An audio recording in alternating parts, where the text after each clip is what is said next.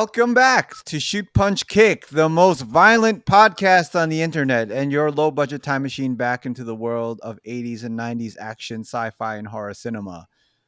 Why do we do it? Because there are no other movie podcasts out there. All right, Carlos, Not a Dash, how single you doing one. We today? are the only one. That's Yes, verified. yeah, You're we're filling filling a in void. a vacuum Yeah, Yes, yeah. Somebody was like, "How come there's no in podcast?" with Like, all you know this what? with all this Got this. work from home and Zoom. How come no one's ever thought of this? You know, You that's a would good idea. so Hold my beer. yeah, let's introduce our special guest today. So today's episode is a very special one, not only because we're going to be celebrating the 30-year anniversary of a film that's very near and dear to our hearts, but also because we have our first special guest on the show, our lifelong friend and co-conspirator, Carlos Almonte. Welcome to Shoot Punch Kick, man. Thanks, Welcome. guys. Woo! It's a Also, boy. What's up, guys? I was Welcome. saying before we went live, like this is the last time we were all together like this. We were actually in the same space in an 8x10 box that I used to call my room. Yes, we were It's crazy, all in man. your For, room for together. the Deep purposes in of this memory. podcast, just so there's no confusion, from here on in, Carlos, you will be referred to as Carlos Beta. And I am Carlos Alpha I think and we- Omega. Just so that we know, just in case there's any question to avoid confusion. I Carlos think we should Beta. I think we should go based on your birth certificate and just call you Mouse.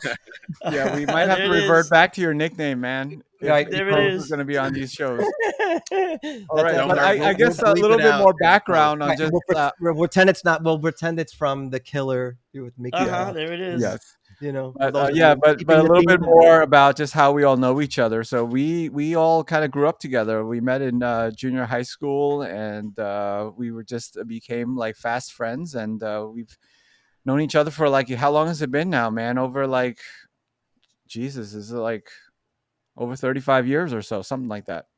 Mhm. Telly, to be fair, both Dash and myself known him a lot longer than that, like years and years. Okay, right? collectively speaking. Okay, so yeah, you Yeah. guys, I think Dash is the first, right? Like you've been Yeah. brothers Because with I know Carlos life. since I was like 2 or 3. since Two. like 2, right? And then we yeah. just started and- picking you guys up along the way. It was like, Yeah. hey, Mhm. come And on we're up. like, yo, this is a lot You of like fun. action movies? Hang out. We should Oh, get yeah, somebody to for real. hold our bags. Yeah, Carlos. So I think I met you in elementary school, right? I was in like kindergarten or like second grade. You were in my cousin's.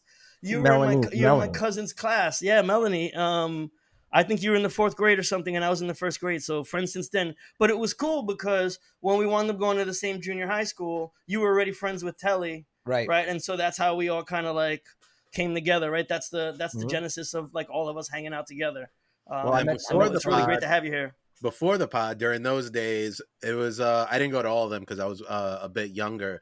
But we did make it to some movies. I remember Tombstone is one that I'll remember from Kingsway, and I was really excited to see Michael Biehn in a movie. Oh, which yeah. didn't happen too often. But you guys saw the Crow in theaters. Was that the 3 of you? Because I saw it separately. So the three of us, the two Carloses, the Carly and I, we saw The Crow in the theater, and that's what we're going to be talking about today. So we saw that opening night.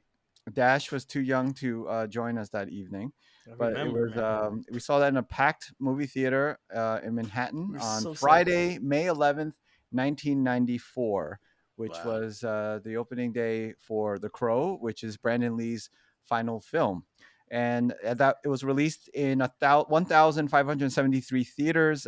It was filmed for a budget of 23 million, ended up grossing 94, and it spawned 3 sequels, which I've never seen, and a TV show, which I've also never seen. But we're not here to talk about that Don't today. want to.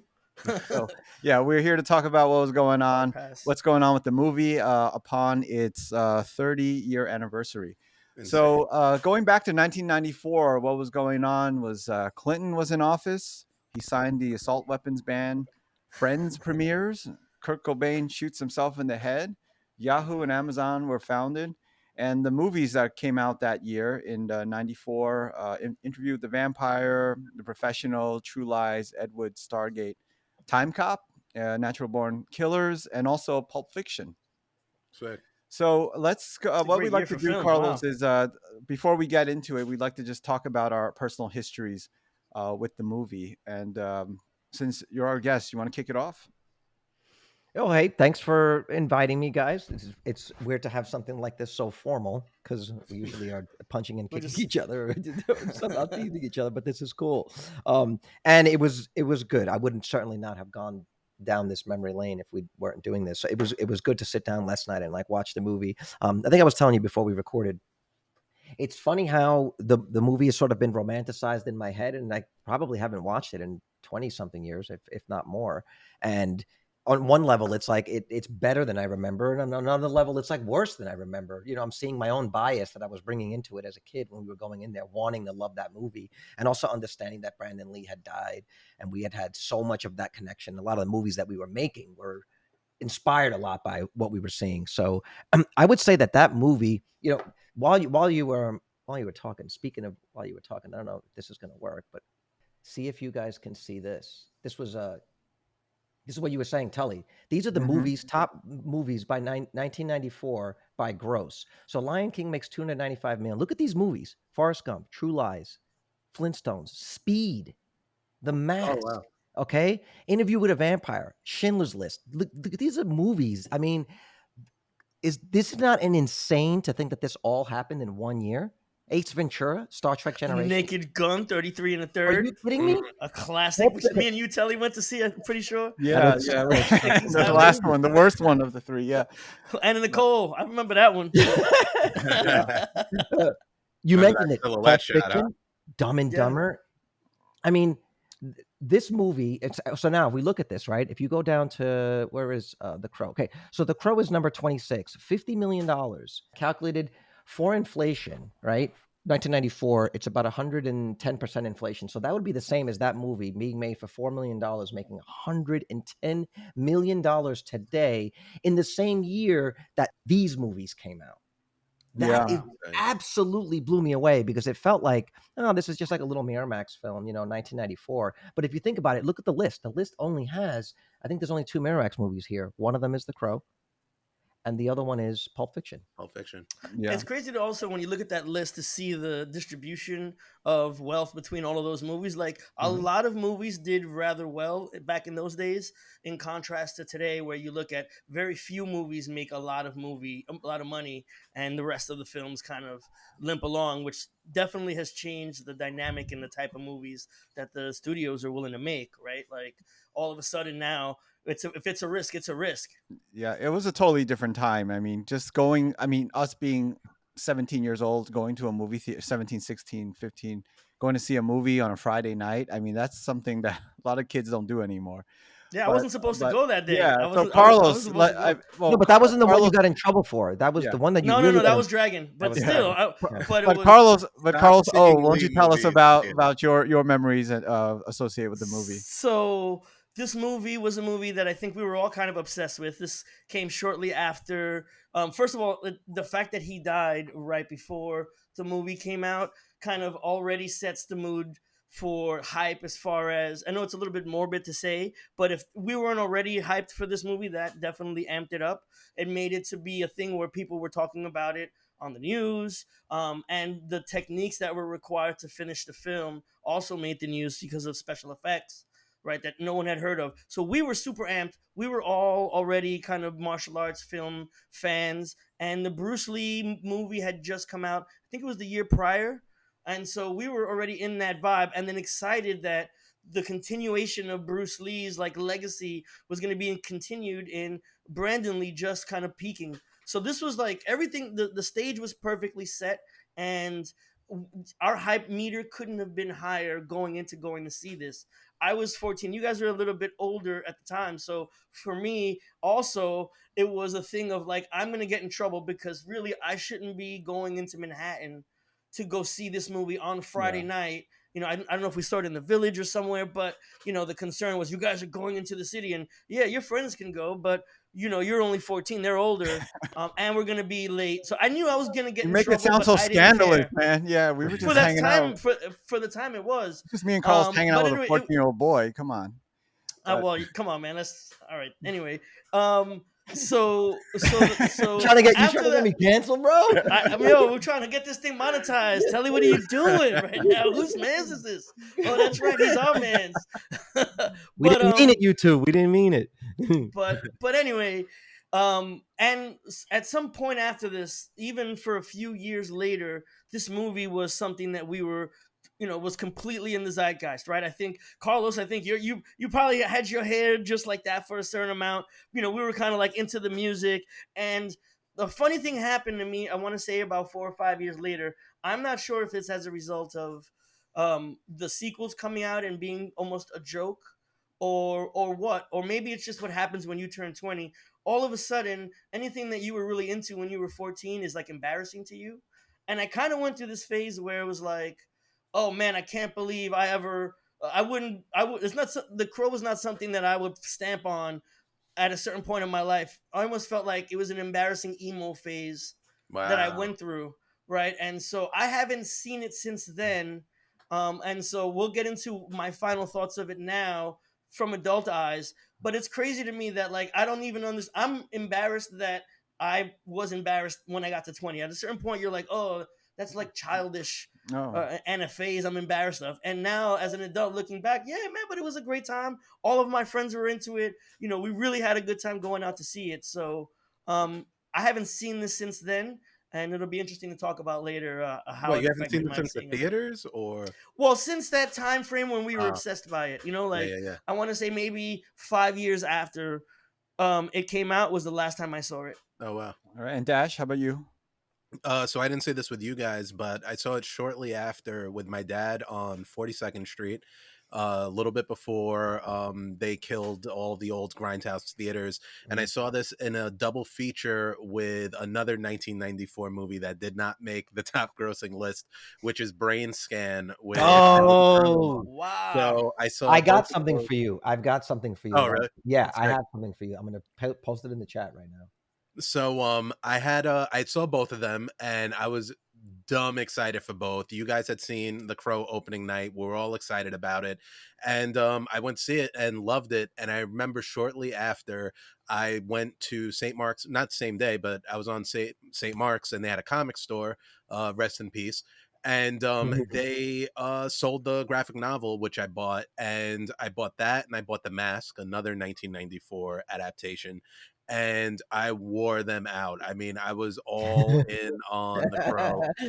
Reading the book, watching the movie a lot. I think I was probably The Crow for like 2 Halloween years, but a little bit different, Carlos. For Carlos Prime on the podcast for Thank you. uh, The Crow was a Yeah. much longer The Crow was a much longer staple for me because I don't know if you guys follow wrestling at all, but in It's Sting, right? WCW, Thing. Sting. shortly after, Sting Hell changed yeah. his entire look to be based on The Crow. Yeah. Did the face paint, had a bat which like wasn't really tied to it, Forgot but used about to that. hang out from above the rafters. And this was like the golden trench coat. age of wrestling, where it was at the height of its popularity.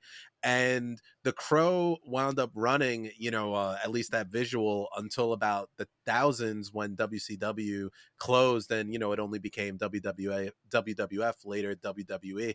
So The Crow was on my radar for a while, and I stuck with it for a while. The soundtrack was another thread of just songs that I would listen to throughout. So I was always down with The Crow. I didn't have that period where I kind of turned away from it, and would check in every couple of years. So before watching it the other night, I probably watched it at least like maybe 3 years ago or 4 years ago. So Yeah. Can I just say also I'm jealous. That's the answer. That's what the mature version of me would have done. And I think you made the right choice, thank you. Dash. Okay. Well, Yeah, no Crow erasure over here. right before we dive in, we love to just offer a plot synopsis via ChatGPT. Let's see how it did. And yeah, and then usually we kind of test the algorithm and test the AI and see how well how accurate the synopsis is. So here we go. Here's ChatGPT's synopsis. You got to do it of on The Crow. Gemini. It'll be like they were Yes. all minority actors.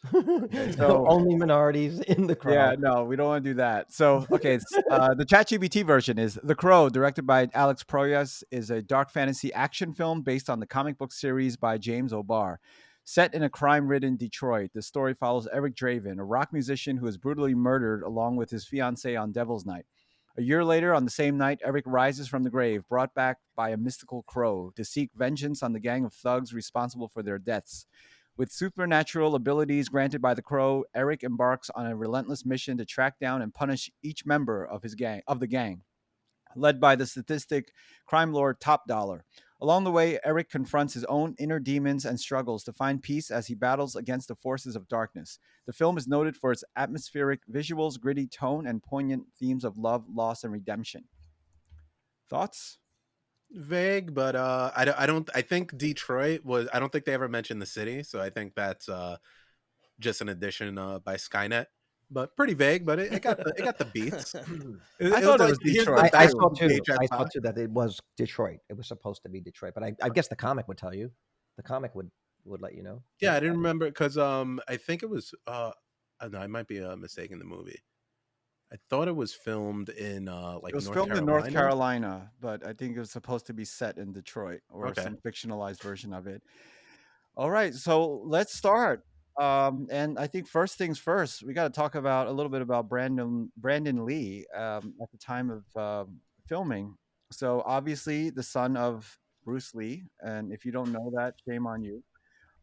And this was the film he did after Rapid Fire, which was sort of a minor hit, but got him sort of a lot of notice. And this was supposed to be the film that was going to launch him into stardom.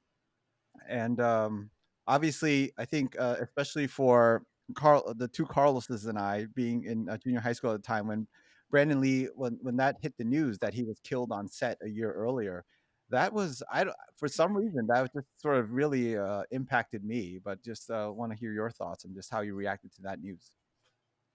I You I first. cried. I cried. I it took me by surprise. I think I found out I was in your room. I kind of remember coming home from junior high school or something, and I don't know why. I don't remember exactly where I was. 94. When did he die? He died 93, right? 93, yeah. 93. Oh, so then I was in high school. I was probably my first year in high school. I don't know. As soon as I found out, I just actually just started crying. And I think we had lost Kurt Cobain. We'd lost a couple of people, and nothing ever affected me. But for some reason, I was so unbelievably devastated by. I think it was more. It wasn't like him. I didn't know him personally, but it was more about like, no, like now Bruce Lee is really gone. It was this Mhm. idea Yeah. of like, no, like now we've lost that forever. Like it's like, I mean, Brandon Lee could never be Bruce Lee, but how amazing would it have been to have him be, alive today, or had a couple of follow-up movies? That is something that I did leave the movie. By the end of the movie, I was feeling like, damn, he did die too soon. There would have been a couple of Mhm. really cool follow-ups to that. Yeah, he died 3 days after my birthday, and just him being so young because he was like 27, 27, and yeah. and also I think being a kid growing up watching Bruce Lee, and then when you get older, knowing that he died very young at Yeah. 32, 32. and then you seeing Brandon Lee emerge on the scene, you're like, okay, he's gonna carry the torch for his father, and then he was gone. He went younger than his dad, but Dash, just from a different generational perspective, did you hear about the death of Brandon Lee, and what were you thinking? Were you a fan of Bruce Lee at that time? Because you So I were wasn't really younger. a fan of Bruce Lee at the time. I saw like, maybe a couple of movies, but I did see Rapid Fire in theaters. I had already saw Showdown in Little Tokyo. And for me, I mean, I was 10 at the time, but it did feel like I was going to be able to have like my own Bruce Lee, right? Because I'm like at the ground level of this Mhm. new, because that was the major point when Rapid Fire came out. It was like, oh, this is Bruce Lee. And it was like, I just missed the Showdown in Little Tokyo, but I remember like, oh, this is Bruce Lee's son. You saw the movies, carrying it on his own, being a badass, kicking ass. And I was definitely looking forward to the movie. The movie looked awesome. Like The Crow looked dope. And I wasn't as touched as Carlos was, but I was excited to see this, growing, because the Bruce Lee had that legacy of like, this is the best of all time. So it kind of felt like, getting in on a startup, right? You'd be like, oh, I saw all his movies, I saw them all in theater, kind of situation. So I remember like with Kurt Cobain, I missed Nirvana, right? Like I listened to a lot of it for the first time, either close to his death, like with Unplugged, and then mostly after. So with Brandon Lee, it seemed like, oh, I can be, actually enjoying this as it comes out. And that was pulled out before this film even came out. And, like it was said earlier, everyone was talking about it. It was on the news. It was in the tabloids of like, what's this going to be? And there was a lot of, you just couldn't avoid the conversation around it. But I definitely was aware of it, and that did lead into, okay, now I definitely have to see this movie. Okay. Carlos? So I- for me, again, always just been Bruce Lee, huge Bruce Lee fan. Again, he was really part of the zeitgeist at the time. It was crazy because I feel like we were all fans of martial arts films already, and then at a certain point they decided to make a mainstream movie about Bruce Lee, which we all had to see, which again kind of felt like finally being vindicated by the studios for something that we like, that we would talk about with each other, that now everyone's talking about and everyone's looking. I think it's because it came out at, maybe it was the anniversary of Bruce Lee's actual death. But I mean, if you remember, damn, Carlos had the Dao Jeet Kune Do book, right? And we were all reading from it. How many times did we say to each other, "Be like water"? Mhm. Like we saw Probably, we probably were still have the scars martial from the arts, handkerchiefs when we were right? trying to We build used our them pain as a run. tolerances. Remember that? Yeah. What were we So thinking? so we were already, feeling, and with Brandon Lee kind of rising to stardom too, we felt, toward Anthony's point, like we were riding a wave that was kind of starting to allow something that we were really into to come to the forefront, which meant we were going to see more stuff. So we were really riding on it. Another thing that I think nobody's mentioning, and it may seem silly now, but at the time there was the rumor that Bruce Lee was killed because of a curse, or Yeah. because he had Mhm. bad dealings with the mob or whatever. So now all of a sudden, Brandon Lee, who no one else had heard of, but we had, and we had been rooting for, is finally going to get to his chance to do something big budget, and he dies, much like his father did, right at the cusp of Mhm. crossing over into American film. And so there was that Parallel. I don't want to call this conspiracy theorists, but at the time I guess it's a conspiracy theory. So there was a whole lot of things going on kind of around that too. So we were highly vested. When I found out that he died, I was crushed. I don't know if I was to the extent of crying, but I was definitely crushed by the idea, because I felt like we were so vested in this movement that was going to happen, and it got stopped before it really got a chance to get started. So yeah, that was my takeaway from the time when it happened. But I Yeah, for remember sure. that the Dragon the Bruce Lee story did not do much to like quell any potential conspiracies. I That was remember the seeing the end and being like, I still don't know how he died. This was crazy. shit, well, shit also going on. too, I don't think they wanted to cover it, because I think Dragon specifically was based on the book his wife wrote, and what she Loosely definitely based wasn't on going the to book put. that his wife wrote. Yeah. Well, I mean, but I also, they take a I'm lot sure of that she liberties wasn't. in that movie. There was no She was, kumite or anything like that. and also there's no way that she was going to allow the end of that movie to be Bruce Lee in his mistress's house asking for water or whatever, probably there to hook up for the night, and then Mhm. because he died in his mistress's Yeah. apartment basically from a headache, and that doesn't make for cinema, great. It doesn't shed him as a hero, Well, and it's probably would have been his mistress embarrassing to did her. make her own film about that back in the day that you could dig up. It was a Hong Kong movie, but we could talk more about Bruce Lee and Brandon later. But let's start diving into the film. So this was the screenplay is written by David Shaw and John Shirley. Is based on a 1989 comic book, as I mentioned, by James O'Barr. And I read the comic book after seeing the movie. I remember it being very different. It was a black and white comic. I felt it was a bit more abstract. It wasn't as very linear. But Dash, you're more familiar with the comic, and any major differences that you wanted to point out? Yeah, to your point, it was a little bit artsy. There would be like Hmm. breakdowns of poems in there. It would go from like traditional pen and ink art to some of them would be like almost like paint brushy and like different shades of gray versus like the high contrast.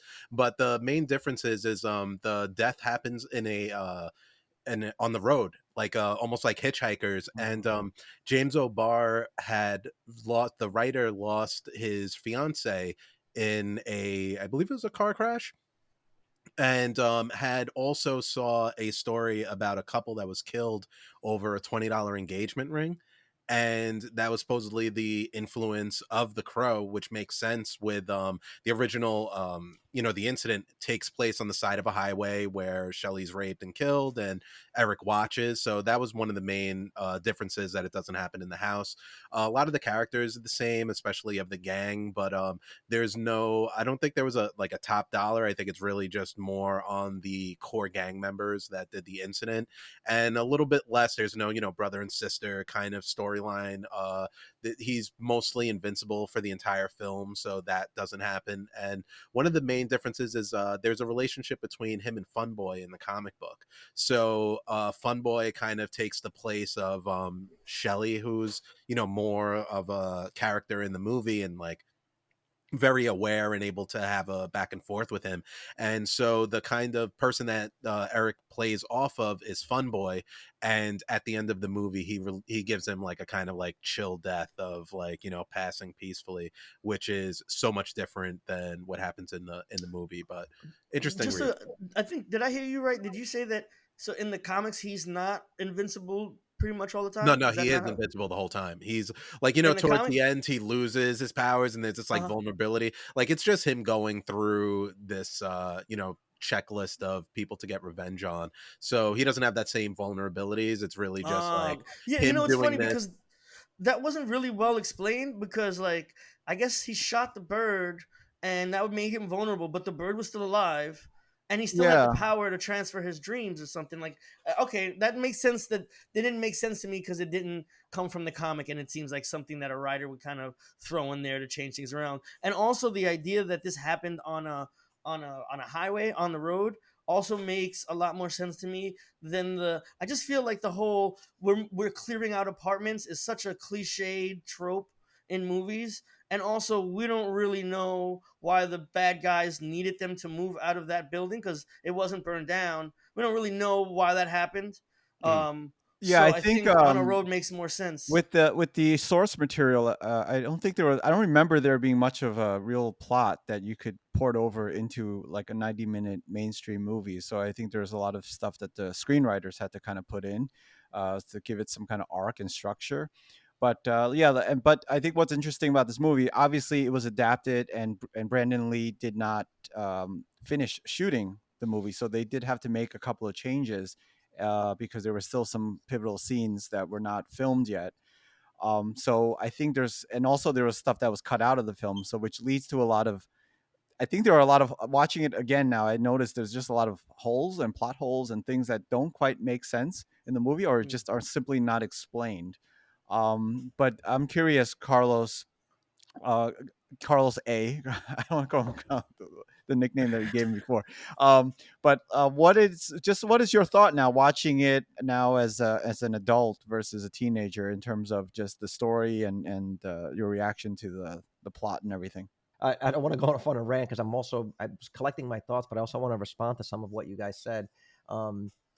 So the question is, how do you see this movie now? Before we went live, we talked a little bit about how I'm trying to separate being critical of things that the team had to work with that were ported over from the comic versus what they did actually have control over. But just taking a step back, and I think we should all take a second and talk about this. One of the reasons, one of the things that I'm excited about this podcast for is not just hearing about old movies, but it's because we were alive when these movies came out. And in a way, what's missing when kids go back and watch a movie like The Crow is the context of what were the movies being made then at the time, and what was the culture like at the time. These movies were really successful in a time where there wasn't social media, right? Like I couldn't post something and be like, wow, I just got out of The Crow, go check this out. So the success of this movie can't be underscored, but it's also, let's see if you guys agree, there was also something magical happening in the 90s, right? Where the filmmakers that developed incredible storytelling in the 80s were now met with the technological advancements of the 90s, and some of the limitations of just filming were removed, right? Like we were able to get some of the shots that required a lot of prep and work in the 80s much easier in the 90s. And also we saw camera quality getting better, where video was starting to improve. And so I feel like it was this weird moment in time where, and Miramax was this crazy company that was it felt like they was like this fantastical moment in storytelling where Miramax is greenlighting movies that like we would make It was Yeah. like they were giving So people just that were one. I passionate don't think about it. Miramax was the one that financed the film. They It eventually was like released it. Paramount, right? Yeah, But we Paramount, don't yeah, want to Paramount, give Harvey the Weinsteins any credit for that. So right? for developing this, Yeah. No, no, they Paramount definitely funded released it. it, You're but right. they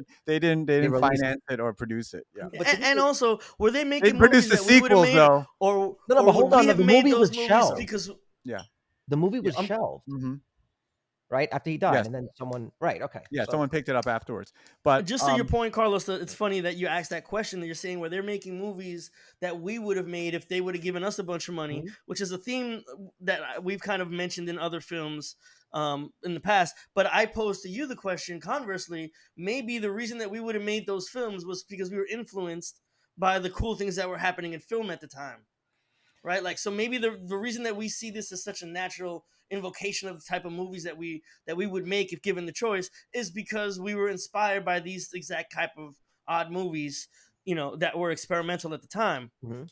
But that doesn't diminish the It's point. like, no potato and, but it's just egg chicken kind of, The idea is simple: is that we were seeing stories that we were normally that were considered independent, that were actually being released on par with big budget movies. And as you saw at the beginning, it was competing. There was only like, yeah.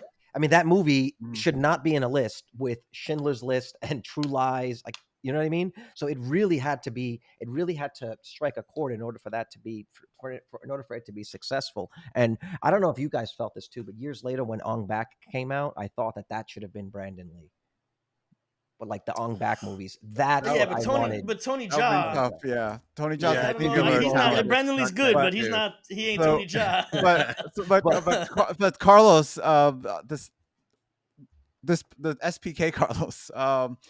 Since you did walk away from this movie for quite some time, Yeah. and this is like one of your first times watching Mhm. again, just yeah, what are your thoughts and just kind of your experience watching this You just mean for the overall, or first just time in a long because of time? the plot? Well, now watching So it, because I think what Carlos was saying earlier is right. You have to watch. You have every single movie you watch. You need to in watch it context, through the eyes of the people that were seeing this for the first time. yeah. So I think based on kind of what I'm hearing, kind of before we got on the podcast, I suspect that my viewpoint's going to be a lot different than some of you guys because I gave up on this film when I did and almost considered it an embarrassment that I was like into it at a certain time, like, oh, it's such a childish thing. My expectations were really, really low coming into watching this. I thought this, and also based on the experience from some of the previous movies that we have been watching on this, on this podcast. Um, and so because of that, I actually thought that this movie was a whole lot better than I expected it was going to be because I really thought this was going to be terrible. And I was going to spend the whole time just like, I can't believe I ever watched this. And I thought I was going to be embarrassed. And actually, for a 14-year-old me, I understand exactly why I love this movie so much and why I blew my head because it's awesome. I mean, given certain flaws, I'm not putting this on the scale with like The Godfather, clearly, but for what it is, I had a great time watching this movie. And I don't know from Dash's perspective as somebody, well, you've been continuously watching it, so maybe, but if you had not seen it in all this time, but had the positive memory in your head of how great it was, then I'd be curious to see how you take it now as an adult. And my suspicion is you'd probably going in there with higher expectations wouldn't have liked it and would have been disappointed, which was the opposite of kind of how No, I took it. I how old mean, were you? How old were you, Dash? who? When you 10, went- 10. Okay, you were 10. Okay. Yeah, but the thing. So first off, like I've been watching movies with you guys my whole life. My Mhm. dad took I think like Hellraiser 3 came out when I was like 8 or something. So my dad was like, "Well, you got to watch Hellraiser 1 and 2." 1 and 2. So like I was always just watching rated R movies, but I think that with this movie, watching it, it would have matched. I feel like I can confidently say it would have matched because there's not too much that takes me out of it. There's not too much cringe. There's not too much that's like Yeah. just outright bad. And as a product of the time, I remember this coming out like where this was kind of that shift to more anti-heroes, because if you look at the plot beats, it's very similar to RoboCop. RoboCop's killed at the beginning of the movie, he comes back, he's going through his bad guys, your very revenge movie. But this, he's such a anti-hero, right? Like he's not a cop. There's nothing that's really noble about him other than he's coming out, and he has all the hallmarks of what would be badassery going forward, and as well as what was going on, wearing all black leather suits. Even now you see the popularity of the Joker. Like, a lot of that didn't happen until The Crow, because the Joker before that did wear makeup, but it was a completely different Jack tone. Nicholson, yeah. And when you even look at like Heath Ledger Joker, it looks more comparable to The Crow than it does to Jack Nicholson Nicholson, for sure. Joker. So For sure. with it, I just always had positive images from it. But just at the time, I mean, taking ourselves out of it and thinking about it in the context of when it came out, the really height of grunge, really, flannel shirts, Yep. rock, like just really being more Yeah. of a thing. It wasn't really emo at the time, but I mean, this movie's emo as fuck. But like goth, real, like, it was for the first time I got to like junior high and started noticing like goth people and things like that. So this movie seemed almost like my introduction, being in 4th, 5th grade, to a world that I would grow into, later on, Yeah. where it really reflected, I think, the country and where it was moving as it Yeah, went into the the mid-90s. Crow. Yeah, the Crow definitely is like retroactively emo, because I don't think emo was a thing at that Well, I'm time using in those terms of terms the term. interchangeably, by the way. Right. Goth and emo. I'm so you'll have to forgive Yeah. the old man in me. I said emo, Honestly, but I guess back I then, really meant goth. Right. I was in like college at that Yeah, around that but I time. just I was remember because considered like industrial. That was like because after I saw 1990. the film, and then years later, I'd go, you go to people's places, and then you start seeing like social media, and you have people with the poster of the Crow, that famous image of Brandon Lee sitting on the chair, and that became sort of like just part of being emo or goth. Is like the Crow became like a figure of that culture. Like an But icon for them. Yeah. yeah, totally. But I think from watching it last night, what I just noticed was just which I didn't notice the first time I watched it, because it was just kind of a vibe, and it was the excitement around the film. Yeah, there was just sort of things that are not explained at all, like his powers. You don't exactly understand what what powers he does have. Why does it go away? I know from reading some more background about the films, because things were cut out, that helped explain some of that. But just watching the film as it is, you're not quite sure what he can do, what he's capable of, and he just seems to invent powers and weaknesses as needed in the story. I have And okay. also, like, I have a theory. I have a theory that I after watching it yesterday. Mm-hmm. I have a theory. They shoot the bird, and they say the bird is the source of his power. Then then he gets stabbed, and he actually feels Hurt. the pain. But the bird is still alive. Then the bird attacks what's her face, the sister, takes her person, eyes out. and takes her eyes out, and he's fine. Then you have the next shot. It's the bird bringing the ring to the girl. The ring was the source of his power, not the bird, because that's the first thing he recovers when he's finished. He goes to the pawn shop, and he No, says, but yeah, but "A he ring." had he's the able to powers jump before off he got the the roof. ring. Yeah, Say he what? was He able had to do. powers. He had powers before he I had the get ring. it. 'Cause No, I remember, get it. I he get goes it. But and I'm he saying, I heals feel her. like what the movie's trying to say is that the reason why the bird being injured didn't kill him is because the ring And was the also, source of his how did power. he It was shoot the that love, bird? the love How in did he his shoot girl. that bird without killing it?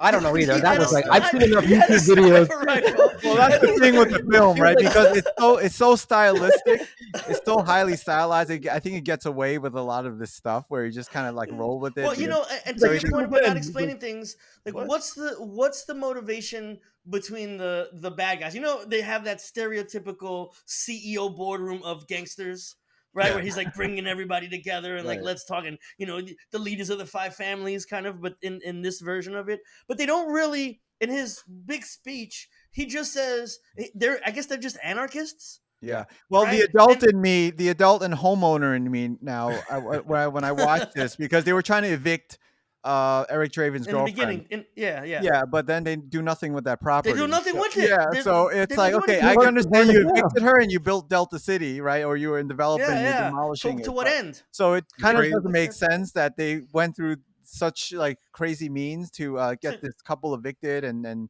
kill people and all this kind of stuff, and then they do nothing with the property. So Also, yes, guys, I noticed little things like that now watching it, where it's like What's Well, it's their an active motivation? Like, crime what are they scene trying to? a year Yeah. later. So I still you got the can't- tape. Still got the Right. tape. Yo, you did. I actually counted this. So the first time you ever see anyone else that's not one of our main characters or the thugs on the street, anyone, is when homeboy gets hit by the car when the police is Yeah. chasing.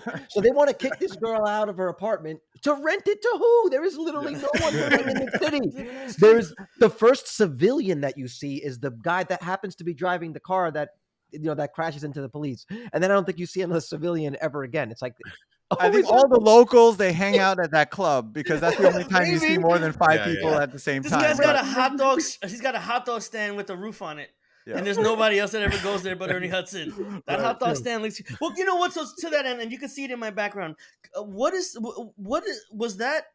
the city done with miniatures, or Yeah, was Yeah, that? we're gonna get into that now. Actually, Okay. we start talking about because we were talking about just the direction and Alex Proyas. So this was The Crow was his first American film. He had made an Australian feature right before this, and he was known for directing music videos, which you can see that's very obvious. And I think, Carlos, to your earlier point, I think that's also one of the shifts that were happening in the 90s. You were getting music video directors now making these movies, and they started to look very different. So in terms of, he had a tough job, first of all, adapting the comic book, but then also how to kind of make a complete film, missing a couple of scenes. As I watch it now, you can kind of tell the scenes that Brandon Lee were not in. But just overall, what did you guys think of just that direction of Proyas, finding that balance between the darkness and also like part darkness, part action movie, part, a little bit of everything thrown in? Because I think obviously between him and Brandon Lee, it's their movie. No, Absolutely. I think he crushed it. Yes. And I'll tell you why. I think Amen. for the movie, especially watching it, it's clearly this like, why would this guy come back for, like, we've seen a couple of movies that had like relationships that we just did not believe at all. This movie is We're about looking at you, getting Stallone. yeah, Houston Stallone, a couple of movies that we saw. John Claude Van Damme and Time Cop and his wife. Didn't believe that relationship. Yeah, But and the sex. yeah, Go ahead. but the way that this worked was, especially with the limited amount of backstories and flashbacks, one of the big differences with the comic is there's a lot more flashbacks. It's them painting their apartment. It's them moving into a place. Like half of the graphic novel is based on the pre-story of this couple, which is having a love so strong that he comes back. And for a character that doesn't really have anyone to really monologue off of, he doesn't have like a comedic relief really. His interaction with Ernie Hudson is there, but it's not like, he's really pouring his heart and soul into it. You believe that this character would come back for this love. That's, like when he sees the ring of 100%. when he's going through them and trying to figure out which is the one that he used, and he's getting the flashes. There's a lot of things that are done in like post-production with like flashes and moments of like glimpses, even when he touches the head at the end of like cycling those imagery. I thought that Alex did a good job of relaying what was supposed to be taken away, and you receive it. You understand his love for his wife, or fiance. You understand why he's coming back. Even the beginning where he's like screaming and in torment and all of these things, like you get it from there's there's none of these monologues. And even to your point of like, you don't see anyone but the gang, or or the main characters carrying this movie. Up until you said that, I would not have even thought that. I know that the city is pretty like desolate, but it's, I think that whenever I think about direction, I think, what were they trying to accomplish? Did they accomplish it? And I think for what the movie promised and tried to set up, was executed really well. I didn't have any like misinterpretations of like, well, I thought he came back because he hated the gang. I was like, no, it's I thought whatever they set out to do, even with the limitations and tragedies. Yeah, and I think that's where the music video background comes in handy, right? Because the music videos, they don't make sense logically, right?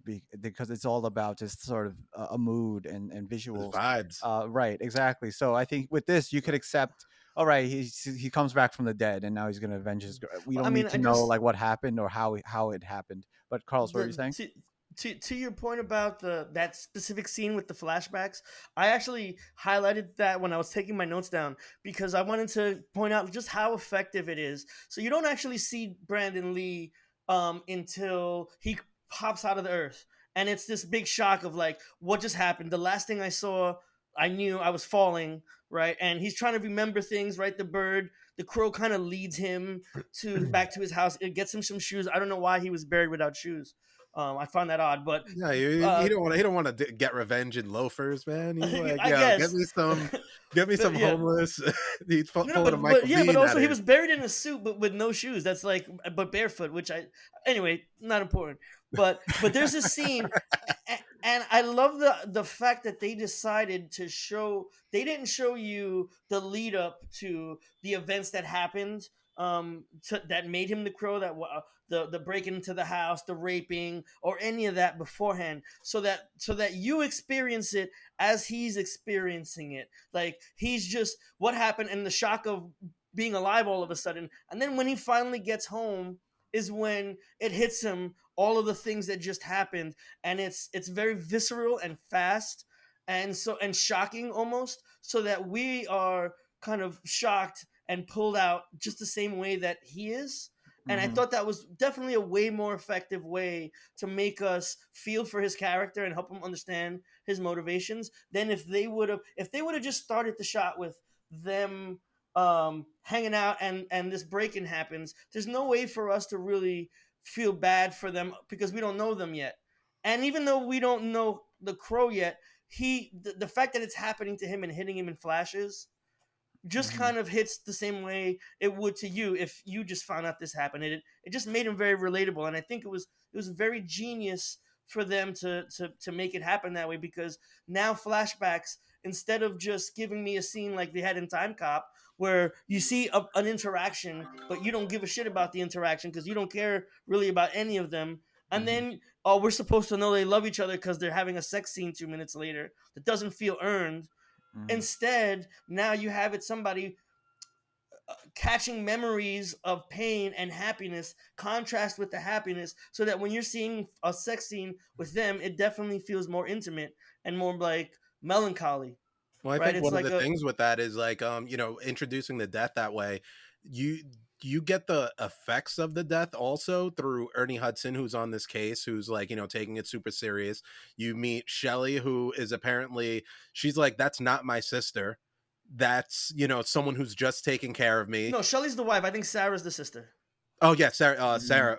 Um, Yeah. they're just, so you're already like, okay, these are good people helping someone out. This cop is like super stressed about it. He's lying to, they're lying to each other to try and protect, like, Yeah. the victim from coming back, and how to handle police work. You get so much characterization in such a short amount of time. Yeah, Carlos, Absolutely. Carlos A. When I was watching this again, I felt, and this is something I felt in previous watches too. The film kind of peaks when T-Bird dies, at least to me, and then it kind of, the third act, it just feels a little bit.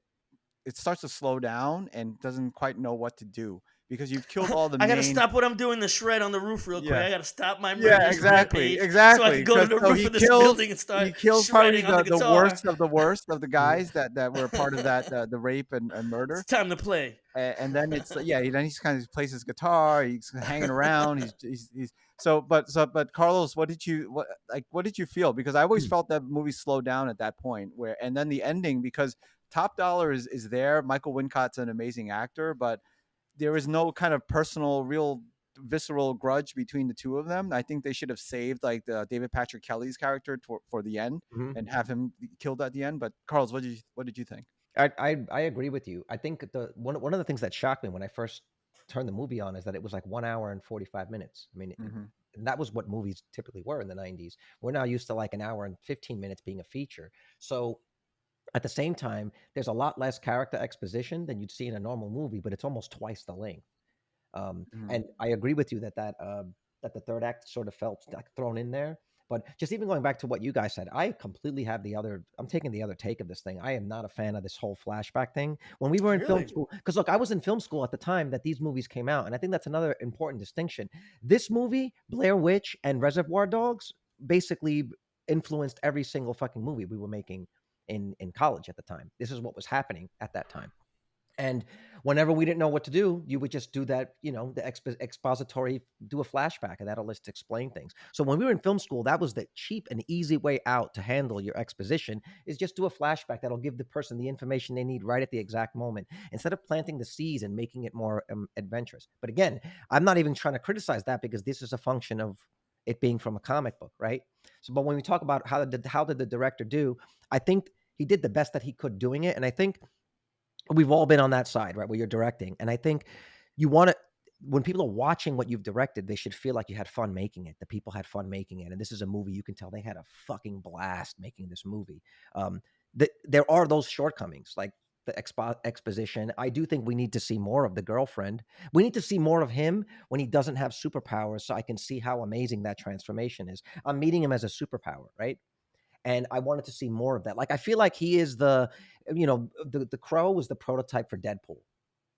You know what I'm saying? That funny, quirky, really extremely violent, but like normal kind of human guy. Like, you know how he smiles when after he kills what's his name in the bathtub, he like smiles at him and he winks, or he says boo. Like, there's certain, you know, I don't think he's trying to be. You think he's trying to be funny? Or Well, do you think that's he's the, trying to be scary? I Yeah. agree with trying Carlos, to be because funny. that's the Yeah, one thing I also picked up. I forgot how like humorous he was. yeah, he's funny. Because he's wisecracking and he's making quips, and I wonder if that was part of the script or something that Brandon Lee improvised, because I don't some of those know. parts Yeah. felt Is improvised. he like that in the comic, Anthony? Yeah. He's He's you know, quirky. the flashbacks are the same thing, and I think a part of the format, especially for comic books, is these come out monthly. So you know, if you're following the same path, you know, if it's coming out chronologically, Mhm.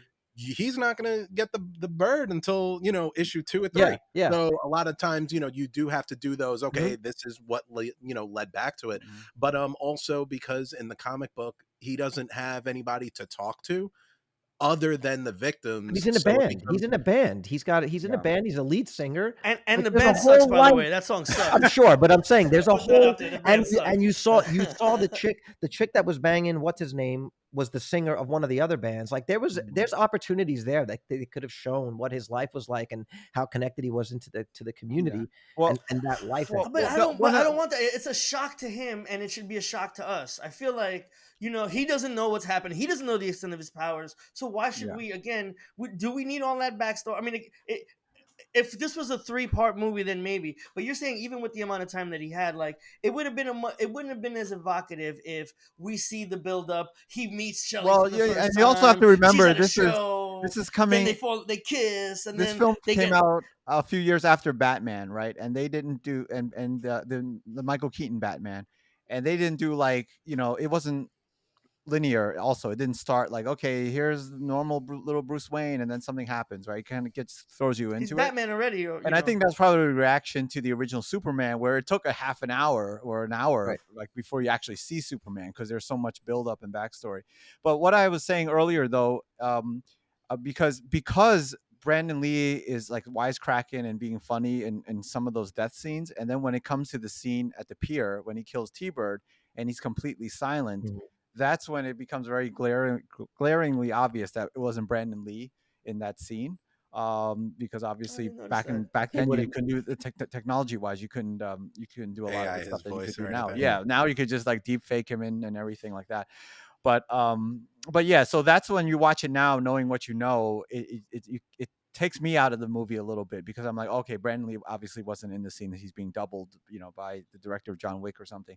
But anything else kind of stand out to any of you in terms of the Just on movie like a beyond what we talked filmmaking about? thing, Yeah. just on like filmmaking shit, right? This is another thing too. I don't think people can understand how hard this movie would have been to make in 1994. Mhm.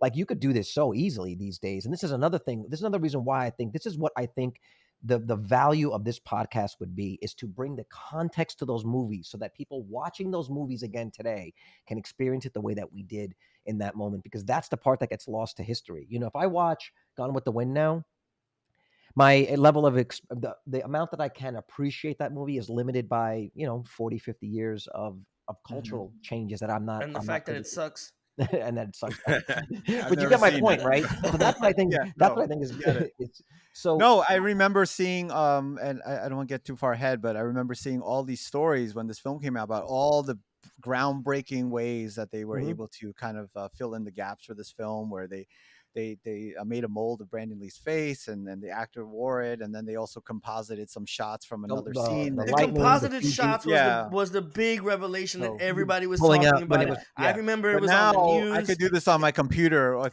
a And deepfake honestly, program. I remember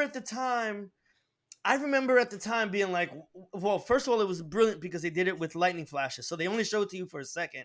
Because clearly, if they would have been a longer shot, you would have caught it. You But see I his was face. waiting for that Oh, shot. like- I was waiting for just as his next movie. He's like- remember, like they did like they did to Bruce Lee when Bruce Lee died. I know you. I think it's Game of Death in one of Yes, them, where they Oh, stuck where on- it's just a still yeah. frame of his face, but the neck is Horrible. moving Oh, independently. horrible. Right? Yeah. So I looked at this, and again, that was another big part of the hype was look the modern technology. Look what it can do. It saved this movie and it allowed it to be Mhm. able to come out. Now in that shot with the flashing where you see his face for the first time, they could have not. They could have still made the movie and not had that shot. I feel like that CG there was just a flex. Mhm. Right, because they could No, do it. that- They knew I it was think- going to be the most effective use of it. That's them saying yes. Look, there's holes we have to fill because this guy's dead. So what are the major holes that we have to fill? And so that you can know that they had conversations about that, and they were like, if we can pull these off. At the time that I saw it, I remember being like, "Oh shit, you'd never know." They could never. Graphics will never be more. Will never real get better than this moment.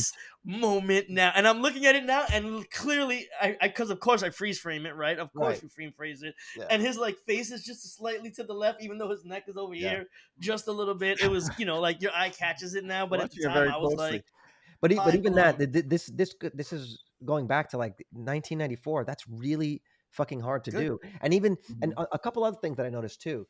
There's almost no wide shots, and there's almost no overhead shots. So even in the car chases, it's all done with like tight shots, telephoto shots. Even the Crow, very very like tight shots of the faces. You could tell they just got that and kept cutting it in. These things Yeah.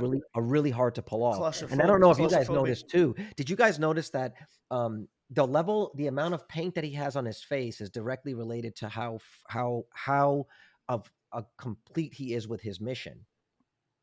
Yes, like, because so it's as almost completely off at the end. Yeah, so as he's killing people, his white paint is reduced, and his lines get basically eliminated. So that Wasn't by that the a note end, from the trivia too? I think there was also saying that when he put the makeup on himself, even for the start of the film, when they first did the makeup, Brandon himself was not happy with the way that the makeup looked. So he made a deal with the director, and what he would do is he would put the makeup on himself the night before.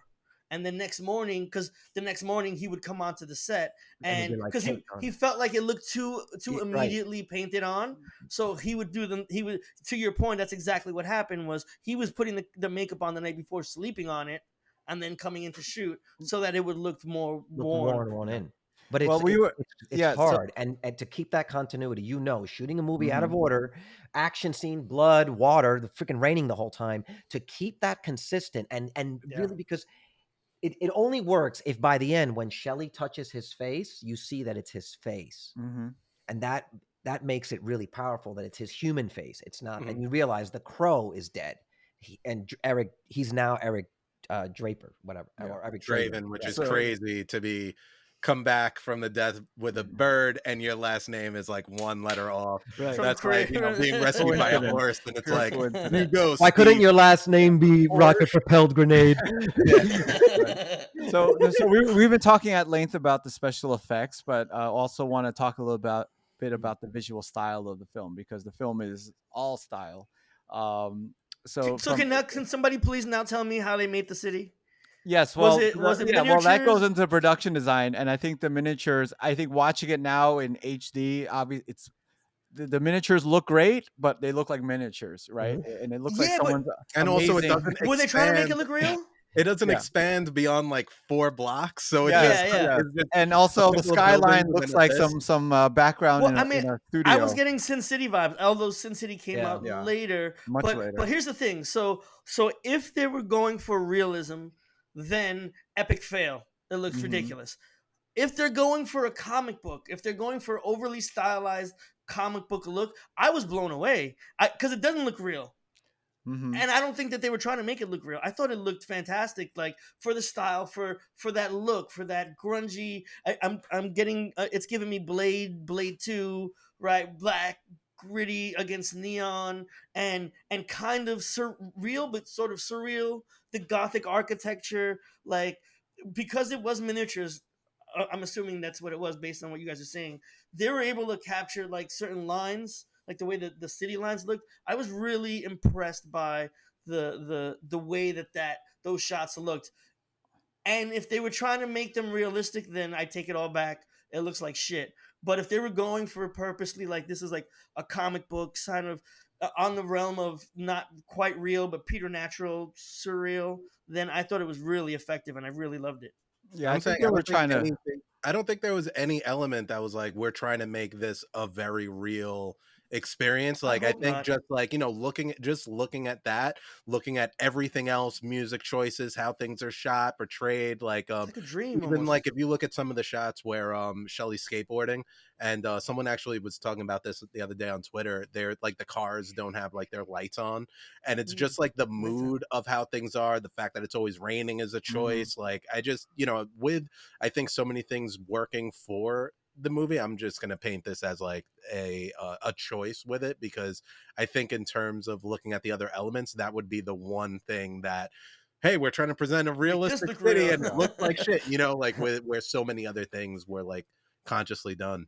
Yeah, I loved it. what something else I noticed with the miniatures though, when he's on the roof, sometimes the scaling is like a little weird because he looks like he's the size of like half of a building, Mhm. But Larger those are than the life. limitations of the budget because this was a low budget movie. This was not some high budget studio film at the time.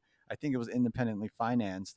So in terms of what Alex Proyas was able to do with sort of a slim budget, and this is like pre CGI in terms of the way it's used now.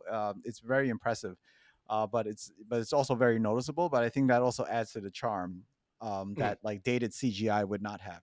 Mm-hmm. You Well, don't mean I a don't think crow the size of a Yeah, the the size of the third a size crow of and human the being third things like one. right that. next to Yeah, you. little things like that. And I think to Carlos's other point earlier, just how small, how tight everything is shot is because it looks like it was also shot inside of a soundstage, Yeah, it and was it very. didn't, it wasn't in the real world, right? It wasn't shot on location on the streets or anything like that. So I think that also kind of limited the scale of the film, but I think it works for what for what it is, though. But I think about like how clever that is, because not in the comic is this whole Devil's Night Hmm. and fire it up and burning houses down. So what like a plausible reason to constantly see like be around fucked up buildings, And abandoned, everybody and whatever, no one's on the in a street. night that no one is going to be outside, kind of thing. Like it's it seems like there were certain things that were done even narratively to justify some of the restrictions in budget, where I think a lot of those things, the omission of stuff, like even down to the plot holes, kind of really Hmm. lend itself to the charm for me of like they didn't explain this. We're not seeing where do they get their groceries. There's not even a supermarket in this town. Like a lot of Yeah. things that aren't plausible in this like built out world. I think just really made it vibe heavy of the outdoor hot dog place that you can sit Hmm. by, and behind you an explosion goes off a couple Yeah. blocks away and you're running, like it did feel very claustrophobic, but just very mood vibe heavy Yeah, I for would have me at loved least. to see more extras, sort of in the background and on the street. Yeah, just to kind of fill up the place a little bit because I didn't get the vibe that this place was such a shithole that everyone moved out or anything like that. And then that begs the question: why is Brandon Lee still living there with his girlfriend? You look at a movie like Seven, and they did a really good job of establishing how the city is just sad and heavy, Hmm. and it has the same vibe as the city from Yeah, but I Seven. got for this one particular night though, Yeah. is when they If talk everyone's about gonna lock up and No, they hide. no, said there that were listen, that makes 26 complete sense. But They why said don't I hear? 26 people were killed because No, of no, the fires, and like even the night that they die, the sky is red with Hmm. flames, and there's just like I watched Civil War recently, and they would do this thing, non spoiler, but like it's like an aerial shot of like the suburbs, but there's just like smoke coming from one house, and you're like, all right, that's, like, what's the deal with that? With this one, it was just like this complete anarchy, even with the families. He was saying like all of the families go out and then they start fires, and Yeah, they but why is the hot dog place open then? Why don't I see all the places boarded up? Well, listen, people Why don't I starting see, fires gotta wait, eat. why don't I hear somebody? Why don't I hear a news report being like, you know what I mean? The city's shutting down today, or police. Yeah. Like, They there's did. ways of yeah, there's I mean, ways of I you mean, know. They did do that. they do They that. did do That's where that. that They information's did do coming that. from. I mean, it Mhm. might not have been like, and I think it was more through exposition through the cops talking about like, oh, I have heavy cases, 26, like, hey, what's going on tonight? 26, other people have died this night.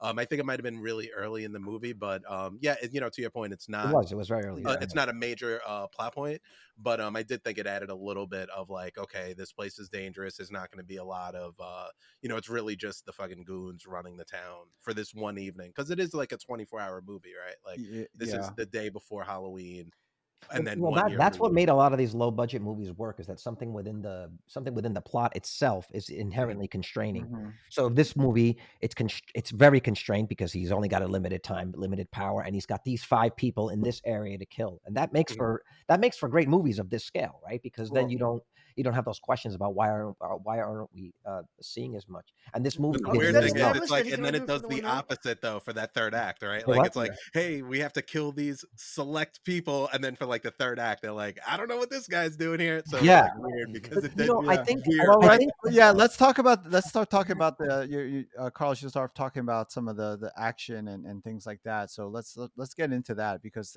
this is still an action movie, technically speaking, because it's a superhero film.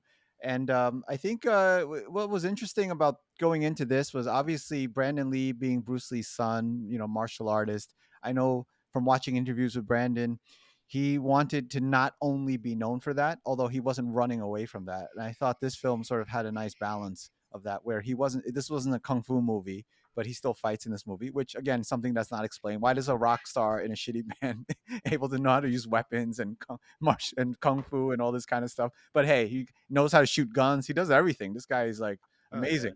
But that crow's from the Matrix. yeah, right. Yeah, Just he just download knew it. I know everything. kung Yeah. fu. He's like, what? Yeah, because a guy in a grunge band or whatever kind of music, alternative rock band, you wouldn't know if having such amazing physicality, but he does. Right. But what did you guys Like, just think as an action movie? What did you think in terms of what this film had to offer? well, 1990.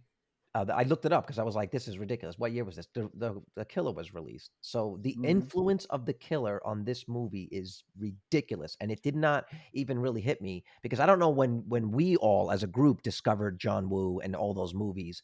And it might have all been around the same time. But when you Mhm. watch this, the fact that they're at the chapel in a church at the end, the slow Yes. motion, the shooting, the same thing with the girl. I was already mouse by the time this movie came out. You know So what I'm he saying? definitely. The theme of blindness. Remember the blindness of Mickey Mouse, and Mhm. now you've got the girl. Look at there's so many parallels to John Woo that it's hard to not call that out. Yeah, no, But I also, this noticed is the that first too, time because you've I seen an didn't feel American I knew film. the Hong Kong action element was definitely an influence, but yeah, that scene in the church, I'm like, this is sort of a lower budget version, Mhm. a pared down version of the final scene in The Killer inside the church. Um, but I think that's a credit to Brandon Lee, because that was something that he brought into Rapid Fire. Because Mhm. I saw Rapid Fire before I saw like a lot of Jackie Chan movies, and then you see sort of like him, Brandon Lee, homaging a lot of Hong Kong Mhm. filmmakers in that movie, and I think he probably did the same for The Crow. So I think he had a heavy, like his father, had a heavy hand in sort of the look and feel of the fights and style of the movie. But Carlos, what were you saying? Me or the other No, the Carlos? other. Sorry, You bearded see, He this is is Carlos. the again. problem. Carlos with a beard. This is the Yeah, I know. problem. um, I was just saying that I'm sure that we were already aware of John Woo at the time because again, just based off the nickname, right? But what I will say again, back to us having these kind of movies be our version of being able to see things we were into hit the mainstream. Um, we noticed when we saw this, oh shit, that's John Woo with the 2 guns shooting, sliding down a banister or whatever, and like birds flying in the background. Um, but it was the first time that we were able to talk to everybody else writ large about those same things. Like, we liked the tool guns in Watching the Killer, a hard boiled, slide down the banister, because it was something that we just thought was really cool, but we couldn't really express that with anybody else. So again, it kind of lended to Brandon Lee, kind of ownership of Brandon Lee. Like, this is our guy. This is going to be the guy who's going to take the things that we grew up loving and bringing it to the mainstream so that we could have these conversations with everybody else. So yeah, those inspirations were there, and that just made me love this movie more, because now I could go to anybody and be like, going with two gun shooting, and kind of everybody knows what I'm talking about, and I just don't, so that was just kind of my point about the John Woo influence. I think it's something that wasn't lost on us at the time, even if it was lost on anybody else. Even today, kind of watching those movies. Mm-hmm. Yeah, Dash, how about you in terms of from an action movie perspective? Yeah, I thought it was well-rounded, very minimal on the fighting, like the shoot and the punching and the kicks, but very heavy on the shooting. I thought it was cool. I remember the major like selling point in the trailer was when Tintin throws the knife at him and he does the clap. Like that shit was iconic for the trailer and a big like selling point. So for an action movie, I mean, you get like a nice variety of deaths. You get some, dual wielding pistols. You have a car explode into goddamn flames before it hits the go water. into the water. You got a whole bunch of people drop. Like, there's a lot of people falling to their deaths in this movie. Him shooting the shotgun with the goddamn fucking the rings shooting. rings coming Again, out, and something else exploding. that doesn't make sense but looks cool. So Looks badass, and and then he's standing in front of it, and the jacket blows back. The action was like not over. There wasn't a lot of it, in terms of like, it wasn't Commando, and even Commando wasn't like that. It's just more like the third act. But what was in there, I thought scaled up. Right, like it did scale up to him, fucking up a whole bunch of people where he started at one at a time. But I thought it was cool that everybody died in a certain little different way. And yeah, I thought it looked cool. Vibes over everything. I just also want to point out there that one thing that occurred to me too is the way he played it. That first scene where he's fighting the dude with the knives. Imagine how terrifying it is. Like, you hear a guy laughing in the background, then and you don't know what's going on. It's Devil's Night or whatever, and then all of a sudden this dude in the clown makeup comes towards you, but he's terminating right towards you. There's no fear, right? And he's smiling at you, and then you throw in the knives, right? Like, how terrifying of a presence must be the Crow the first time you see him when you're not expecting anything. His fighting style was, I'm absolutely unafraid of you. No matter what you do, I'm invincible. He was kind of like the Terminator in that scene. And if you look in that first scene, he grabs him immediately and puts him in the like a puddle, and he could very easily have killed him in that second, right? Because he just choked him out. So now you're stocked. He throws him to the wall, gives him a second to catch his breath, which gives the guy a chance to punch him right in the face. He eats it and smiles at him.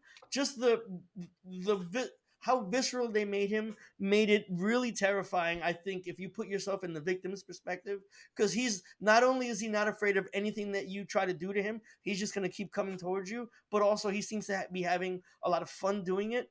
And then he's saying some slick shit. I would imagine being absolutely horrified being one of his victims.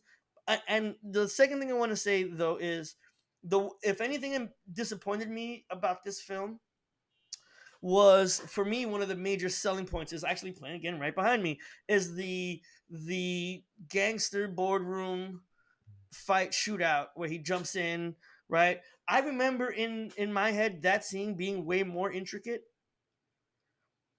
Him killing people so many different ways. It really he starts talking, they shoot him, he disappears, he shoots a couple of people, he slices a couple of people with a knife, and then it's on to Tony Todd. Like, I don't know.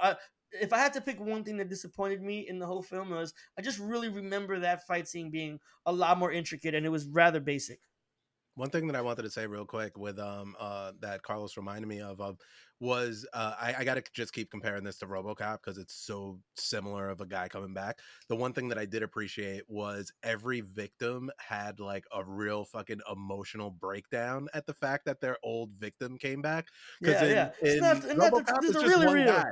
It's One guy, not he's the like, really "We real. killed you. You're Yeah, dead." That's the only it's the guy who real. like flipped out. Everyone else was like, "That just means I'll kill you again." Yeah. You know, like no one fucking thought twice about this guy coming back. So I thought that was cool. You know what? You know what was interesting, and I thought about this as you were talking, Mouse. Is like one of the most awesome parts of every superhero movie is when they figure out they have powers, like Spider-Man. Mhm. He realizes, and they get to play. Remember the show Heroes? Remember Yeah. that first season? Season that one, they at least. figured out season one. That's the only one season for me. The only one that counts. Remember how they all figured out how they have their powers? Like Spider-Man's a big one, Superman's a great one. This movie, he figures out the powers that he has in that first scene where he kills what's his name, Mhm. 10. So he's laughing as he jumps off the building because that's what killed him.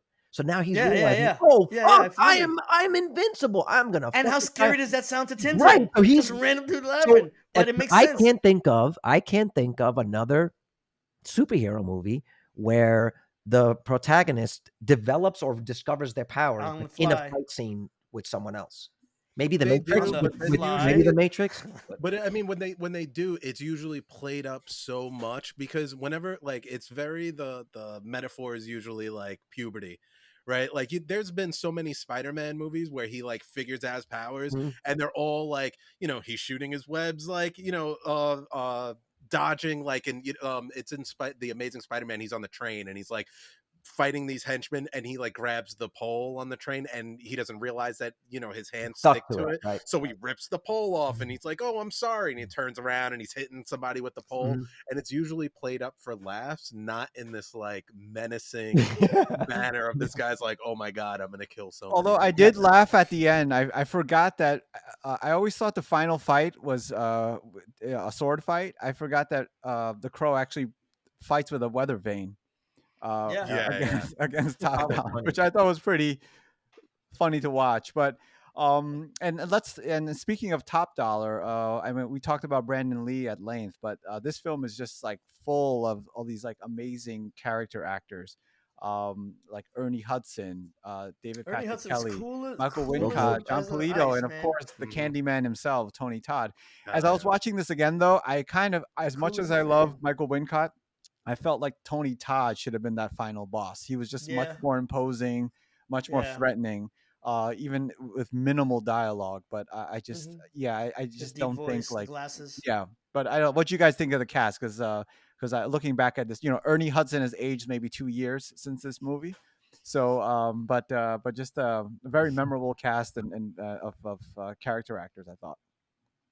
Definitely, but there's no one else in the movie to the point. I mean, it's That's where all the money went.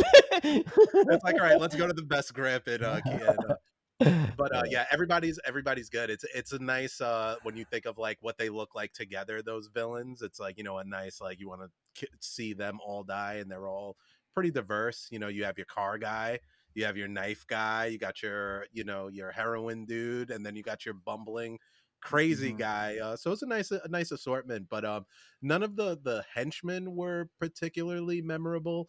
Like they were very archetypical. Like, you know, they were just one guy just quotes stuff, right? Like one of the quotes that he had was like from Paradise Lost, where he's taped to the thing. It's like, okay, that's, you know, one thing, but I thought they were fine. Like I didn't think that anyone like really stood out, but no one took me out of it. So they got the assignment, they succeeded at it, but I don't think anybody went too above and beyond. I thought the Top Dollar monologue of rallying everyone was a little lackluster. I think that would have been because he didn't also know what he was rallying anybody to do, really. I wasn't sure. Yeah, at that point, I didn't know what was going on. It looked like an MLM sort of seminar. He just said burn it down. But, yeah. So I was gonna throw this up as a poll. Funny you said that, Anthony. I would say that the shop owner was the best actor in that movie. Fight me, John Polito. Fight me. The shop owner was the best actor in that movie. Oh, Gideon, the pawn shop owner was guy. the best. And to your other point about the minimal like art direction and stuff, there was some really key little things that they did. Because again, like we've all worked on set. When I've directed, some of the most fun I've had is working with the art department. It's that place that you can kind of get these really cool things that then nobody's going to notice. And if you notice, for a movie where there's like very little action happening outside of our main characters and almost nobody in the scenes, right? The two little things that I noticed, like art department details, was homeboy from the shop. The shop had the long pinky nails. Did you see that from all the coke? So he had all like the long pinky, little details, and most every single apartment, all the walls are bare. Like no one has anything on the walls except mirrors. You do see mirrors, which is like a theme in this thing, right? His face in the mirror, all this stuff. But in what's his name in Cop? What's his name in the movie? Cop? Albright. Oh, Ernie Hudson. What's his name in the movie? Albrecht. Albrecht. In his apartment, like literally the only thing that you see is like an encyclopedia. Oh no! Wait, you know what? You know what else he has on his couch? You know what he has on his couch? No, I caught this. What'd you see? First of all, we want to know that he walks around in his boxers and his police and he's cap, got a hat on. Awesome. He's got the cap on because you always want to feel like official. Right. But to character development, I noticed this too. On his couch, a basketball and a trombone. I noticed the trombone. Yes, I didn't know the trombone, but I saw the encyclopedia being like, "Oh, he's one of those like searchers for truth," Truth seeker guy. Imagine though he's sitting there. I just imagine him sitting there with the police cap and his boxers playing the trombone. And that would have been a great shot. That would have been memorable. Working on his no look pass. So speaking of trombones and musical instruments, let's talk about the soundtrack. Telly, you were playing trombone. I know. Telly, I got some shout outs with regard to the cast and stuff. I wanted to definitely make mention of at least two special mentions with regard to the cast. I think, and maybe I'm surprised no one's mentioned, I thought that Brandon Lee was absolutely phenomenal in this role. I thought that he was able to turn on the you got to see who Eric Draven was normally when he's speaking to everybody else, and based on the way they presented him, I understood at least, that he's just a regular guy. That crazy that he turns on sometimes when he's going to kill is not because he's actually crazy. He's really just trying to intimidate, and he's able to switch from just like crazy clown smiling guy to talking to Ernie Hudson or talking to the actress that played Sarah and become very tender. And he did a really good job of helping me know who Eric Draven was normally without when he's not trying to scare, and let me know that the Crow character when he's acting crazy is just him acting to be intimidating. I thought I couldn't take my eyes off him. I forgot how charismatic he is, and I thought he was absolutely excellent. And now I can't really imagine anybody else playing this role or doing it justice. I thought he was absolutely great. And another quick shout out I wanted to give was to the actress that plays Sarah. Yeah. The actress that played Sarah, I thought her name is Rochelle Davis. She didn't really wind up doing anything else after making this film. She said she was kind of traumatized actually because she had to go and shoot reshoots with the actor who was body doubling that fucking prosthetic face. Yeah, so I really liked her writing. First of all, she's our age. Oh my, she was born a week after me. So I think that what the value in understanding that is that it makes it real easy for her to be my avatar, because the things that are happening and the crazy stuff going on around her. I was watching the movie and I could put myself in the role of a 14-year-old watching this all happen. She was written, I think, expertly. A great example of it was in the very first scene where you get to meet her and she realizes that everybody had died, and Ernie Hudson, she does that thing where she's like, "Oh, you're lying to her." Well, I had to. "Oh, so you're lying to me about her, right?" Mm-hmm. And she was gonna cry, and there was two different ways that cry could have happened. It could have been what you normally would expect, either over the top, "Oh, I don't care," even though she does care, and try to act like it was nothing. Or B, she could have gone way in the other direction and just started boo-hoo-hooing like everywhere.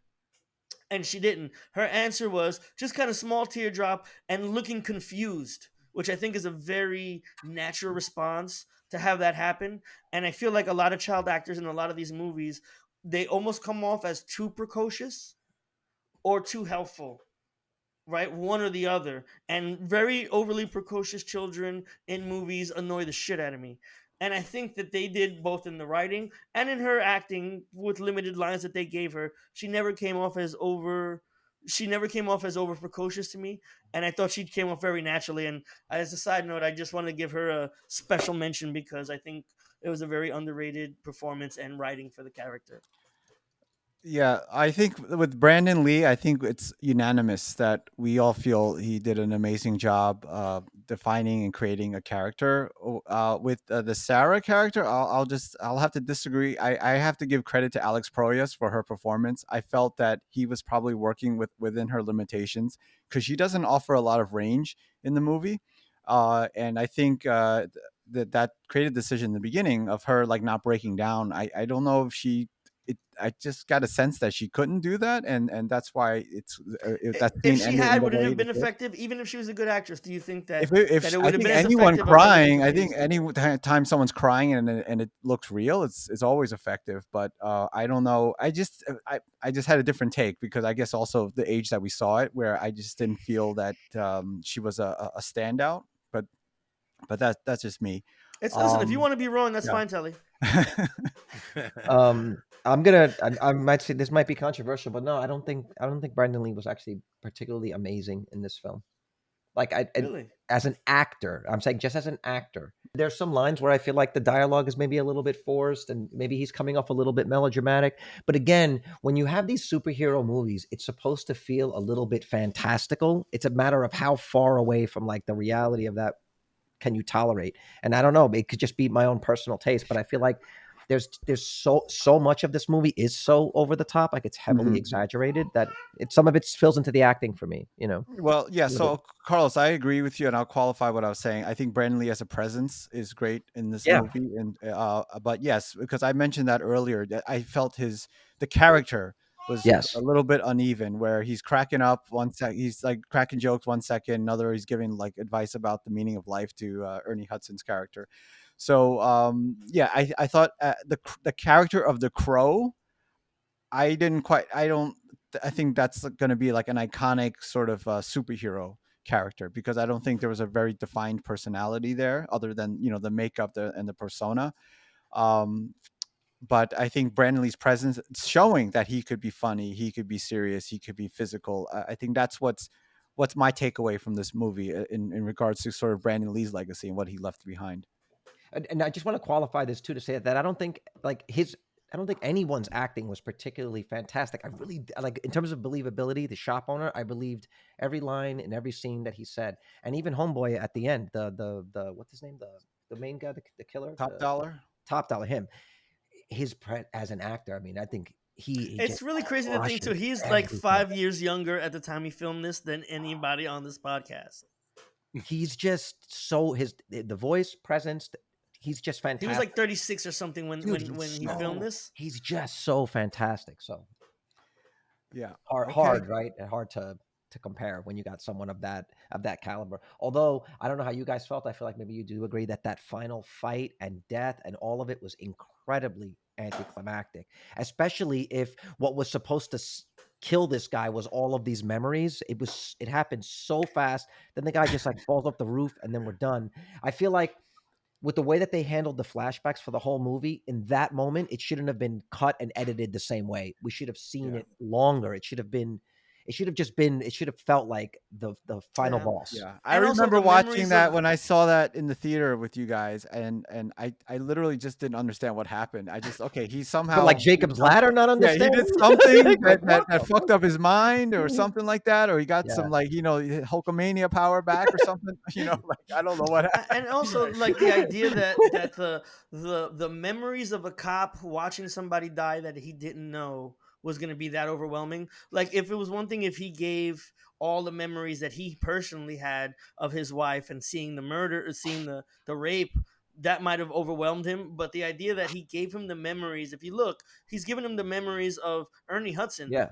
waiting by the bedside of somebody that 30 he doesn't hours. know. Yeah. Have You you know- never worked overtime, Carlos? No, but I think what Carl's is saying, a Dude, cop you is ever not had a going to have 30-hour that day level of of personal anguish that's going to be enough to like kill the Drive me big off the the top side like, bad oh guy. no, Yeah. Right. This is a Yeah. guy who takes people's eyeballs out, and you think this chick sitting in there in Yeah, the for bed is real. gonna take And him out has like sex with his sister. eyeballs out. Yeah. You know? Sister sex. Yeah. Yeah. Hey, well, half sister, right? Apparently, or Oh, that something. makes it Again, okay. I again, it's didn't know never that. explained, so Is you the, kind is of Fair the, enough. the lower the lower yeah. half. Well, The You lower just half. go well, with if it. it's- Okay. So, all right. So let's move on from that and talk about the soundtrack because obviously God. all of us are music lovers, and that soundtrack, I think that's probably one of the soundtracks between that and maybe Lost Boys. Probably I've listened to the most out of any film, and looking back at this soundtrack, this is really a time capsule of that period because it's not just grunge. It was just the alternative rock of that period, or whatever you want to call it.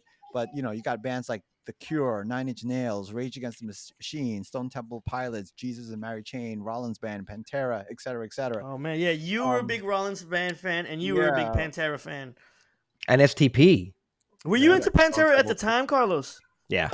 Well, Dash, how about you being younger and listening to the soundtrack? Like, were you kind of because obviously it's so angsty, and I think for like a teenage kid, this was like the soundtrack of their life at that period. But you being younger, being first exposed to this film, yeah, what did you feel about the music? I love the soundtrack, and for being young, I didn't have a real context to music at the time, right? Like I Mhm. wasn't going to like concerts and fourth grade or whatever. So my main media was movies, and because the songs were so contextual to the movie, I could enjoy the songs too. So I don't know many Cure songs, but I know that one Cure song because that's the part when he puts his mask on. That's when Yeah. he's jumping out the thing. The lyrics in there, it's lightning, he touches the cat, camera pans up, like all of those things. I could listen to the soundtrack and instantly go right back to it.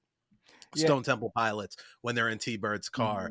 Machines of Love and Grace, that's when he's showing up with Tintin. Like right away, I can tell you every song and what part of the movie that it showed up in, and it was so synonymous with the visuals that it, like, again, like I told you, I was in the all in on the Crow with the comic book soundtrack on tape. And even I could just play it on a a Walkman or in my grandmother's car on the way somewhere and like relive these like quick moments. It was really really good soundtrack. Carlos? Yeah, absolutely. Same, of course. I mean, I feel like it almost goes without saying. For me, it is of all of them. If I had to make a pick, it's definitely Big Empty for me at the time. That was the highlight song of that album at the time for me, and I think even now, looking through the playlist, it still is the one that. And I heard it, and it's funny because so that scene is when that song comes on. I think when they're driving with T-Bird right in the car, and they're going off to do some dirt, right? To commit some mayhem. And I don't know. I just feel like Big Empty isn't the song that I would use to get me and my boys amped up with to go and commit some crimes. But at the same time, I gave up any hope of trying to relate to these guys when the first time you see them hanging out together, they're swallowing bullets. They're taking Yeah. shots with bullets for no reason. I'm not sure what that's supposed to mean, but I imagine that's also way harder coming out than it was going in. Yeah, it's kind of like when you So eat corn. Yeah. Um, it's just a bullets, except it might literally blow up the toilet. When I say I might shot a hole through the toilet, I Right. actually and, shot a hole through the That was toilet. literal. But anyway, for me, Big Empty. But the album is iconic. It's still yeah. something to this day where there's no skips on this album. Mhm. They're all slaps still. And again, also not just are they good songs on their own, but it's just the nostalgic quality of it. Like it really, listening to it. I listened to it on Spotify after watching the movie. Just kind of running some errands yesterday to get myself in the mood, and it just flooded all these great memories. So the album is iconic. It's A1, and you're probably right. Maybe top 3 movie soundtracks of all time for me. Yeah, Carlos, what's your favorite song from the soundtrack? It would probably be one of the Nine Inch Nails tracks. To be honest, what's that one? It's was that Dead one? Souls. Keep Dead Dead Souls. Souls, probably. Yeah, calling yeah. They Yeah, keep which calling me. was That was like a that cover of demo. a Joy Division song because I know Yeah. in the comic book he references Joy Division a lot, and obviously they weren't around anymore by the time this Right. film came out, even though New Order was, but obviously the Ian Curtis was dead. But yeah, so the Nine Inch Nails song. Yeah, like in general, I'm not a fan of commercial music in movies, with the Hmm. exception of the ending credit track, because I feel like it's great for the people that see it live or from that generation, but it really dates it really dates the film. And then it also can lend it can also have people bring in a bias, like if they don't like a certain type of music or a certain artist and now they're hearing that. But in this movie, I think it actually did work. And I think they could have played it into a bit more because he was a musician, and the chick that was the Shelley's mom or whatever was also a Hmm. musician. So I feel like Yeah. in a way, like it's a really good use of commercial music, but Darla. they could have done more with it. Yeah, Well, Darla. Johnny's one still thing that humping stood out away on one darling. And the thing that one stood title, out to me about the soundtrack, though, looking kind of just like, looking at it again, listening to it again, that it wasn't like one genre, because I think everyone associates this with like grunge because of the Stone Temple Pilots. That was the big hit from the soundtrack. right? But like The Cure and Pantera are complete like polar opposites. So this is much more of a hodgepodge of sort of that period of music at that time, which I think But makes you it know a little bit more unique rather what than going in on just one genre. what they also did really well, and you actually saw this in Kill Bill, because like, okay, when I heard that RZA was gonna compose Kill Bill, you're like, how's he gonna do this, right? What's this gonna sound like?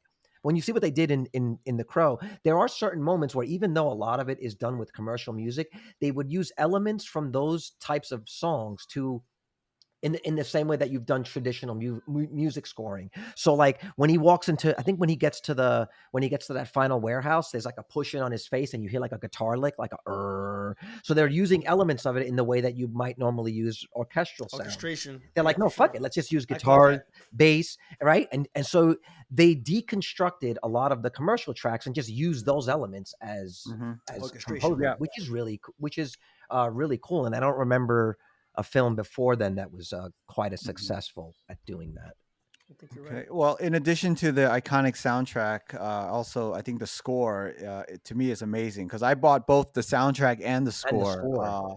And the score is by Graham Revell, who I'm a big fan of in terms of his work. And one thing so other things that he's done is the score for Dead Calm, Street Fighter, Mighty Morphin Power Rangers, From Dusk Till Dawn, some other very broad stuff. I Those love his work that he did for Boxing Helena. cinematic Um, classics. but I one thing saw I found that was interesting about him, Helena. he's a former musician, and in the 80s, he was the leader of an industrial electronic group called SPK.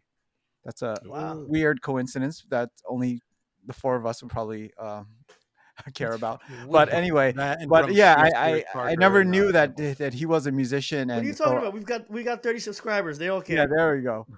Um, but yeah, Do you guys do any that? If I thoughts stop on in the the middle, if score? you guys like the content, please, hey Yes, guys, before we answer that question, if you guys love the content, please hit like and subscribe yes. and hit the notification bell to get notified I guess when new someone didn't see episodes the end drop. of our episodes. What do you Yeah. mean? Do we do that? Yeah. But at the end, Someone doesn't make it all the way that long. that's what I'm saying. We got to talk. We got to talk your YouTube analytics. Yeah. That shit tells you you'll Yeah. get those subs up quick. But anyway, yeah, hit Yeah. like, hit subscribe if you're a fan of the Crow. Thank you. But I know Dash, you were big on music movie scores back in the day, because I remember you used to buy and listen to them. But and any thoughts on the score for this film? I love that main suite that Hmm. plays. You know what word I don't use a lot to describe soundtracks anymore? Sweeping. Hmm. I remember I had to do I was doing an edit and I was looking for like that sound. The song from Dragon, the Bruce Lee story, very like sweeping and Well, Yeah. that's just been like his used in a Classic weird million Bruce Lee. strings. trailers. Yeah. So Yeah, Yeah, yeah, I yeah. think that for the mood, and again, as we talk about the movie, all the things that it didn't have, like, when you think about it, those are all elements to drive whatever the point is, right? Like, if you want emotion, you can have a whole bunch of extras, you can have a bigger set. And for a movie that didn't have that, you always knew what to feel for a moment, and a lot of that was a testament to the score. And I mean, that main one was so good. I remember that was on because I had the regular soundtrack, not the score, and they still put it on there. Oh, So that's where I heard it. It was like, yeah. the full Yeah. album, Mhm. and then they had the suite at the end. And I wouldn't even be mad when all the songs ended and then you have this, purely instrumental track. I thought the score was really great. Yeah, no, I think the music. I remember watching this for the first time, and then the opening up, the opening scene, and the music playing over it was just like phenomenal. And also that the score that you hear during the scene when he kills T-Bird, and Mhm. it's very haunting, and it just captures the movie. I felt that should have been the end of the movie right there, in terms of just the build up and everything, kind of all the elements coming together. Mhm. Um, Mouse, anything else on the music? No, I mean, again, I think I said my piece. It's the Stone Temple Pilots track for me, 100%. And this is top five. Again, it's funny that you, Anthony, said that you knew exactly, you could timestamp when in each song was played in the movie. I had the opposite effect. Again, I haven't seen it in so long, but I remember afterwards looking at this kind of running show and looking at the songs, and I was like, I don't remember this song playing or this song, so I kind of have to go back. But it is an album that I had back when people had albums, and I cherished it. Yeah, this is a great soundtrack. Mhm. All right. So let's start to wrap it up. Carlos, favorite scene from the movie? Favorite scene from the movie? God, there's actually a lot of them. There's so many things that I had forgotten that were so awesome. I wrote some of these down. I don't know, like when he says, "Oh man, favorite scene." I think that shooting the shotgun with the rings was Hmm. With the an rings. image that I had forgotten how beautiful that is. Because if you just think about all the things that the meaning of that, that was fantastic. Um, but there's just so many. I don't know. I can't say I can pick any one particular thing. I think overall I was just really impressed with how much I was still able to enjoy that. First of all, for it being 30 years old. Second of all, me having seen it, and third of all, having 30 years of other great movies. Right? Hmm. I'm still pretty impressed. I think this is one of those movies where whether you've watched it or not, like it acts as a time capsule that sort of like captures the spirit of what independent filmmaking was in the 90s, like really, really well. And it's worth watching in that respect. And whether you've watched the movie or not, a lot of action movies are influenced by some of the techniques that they've done. And granted, they were paying homage to some stuff too, but films today are still impacted in some way by some of the things and motifs that this film helped push forward. So I'm glad. I'm glad. Thanks for inviting me and bringing this movie back. 'Cause that was an awesome trip down memory lane. Yeah. Dash, favorite scene? Mine is the pawn shop scene in its totality. I think that it was the perfect just recap of what this should have been the whole movie. It was, the place is closed. He knocks on the door, then he just rips it open. You have the humor part of it. You have the menacing part of it. I like that he uses his powers. He gets shot, then he shows him that The he hole acts in the like he's hand. hurt. Yeah. Yeah, he acts like he's hurt, but then he's not. Which And looked terrible.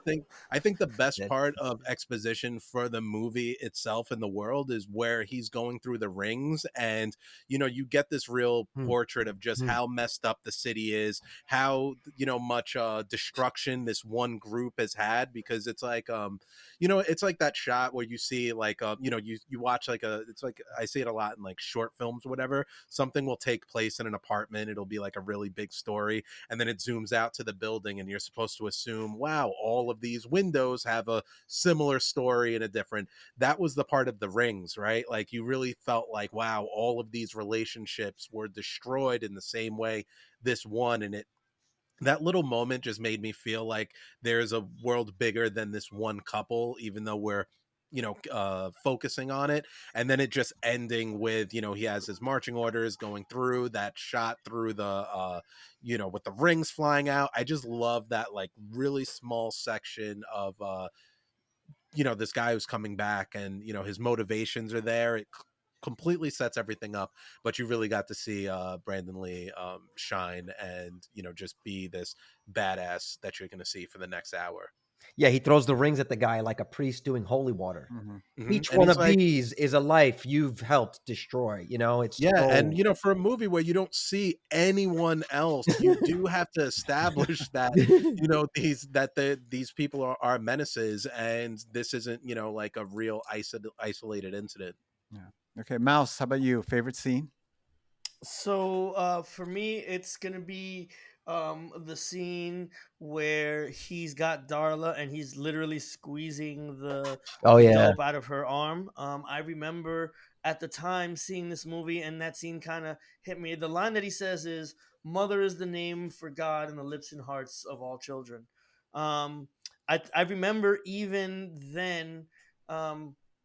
That scene kind of relating to me. I mean, again, you want to always um, relate to the characters kind of on screen. And I remember at the time, not to make any kind of comparison, but I was a bit of a latchkey kid, and sometimes you feel like, not seen or not, paid attention to by the people around you, by parents. And so, again, the reason that, we were all so close was because I spent most of my childhood in Carlos's house, right? Because mom was working all the time, right? And so I remember even then it kind of hitting me, and it was a scene that I forgot happened, honestly. And so seeing it again brought me back to the way I felt seeing it at that time.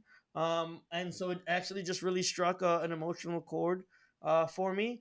And also, prior to that is the scene where he does the Jesus walks into, a hotel, and which is the scene I believe where he actually dies, where he died, where Brandon Lee actually died in real life. And it was very surreal because the scene is so dope, like the way he plays it, the lines are so crazy. Like, I thought it was such an expertly dealt scene. But the morbid in the back of my head, thinking about the fact that, this was literally the last thing he did before he died, struck a chord for me as well. So that whole sequence, more importantly the ending of it.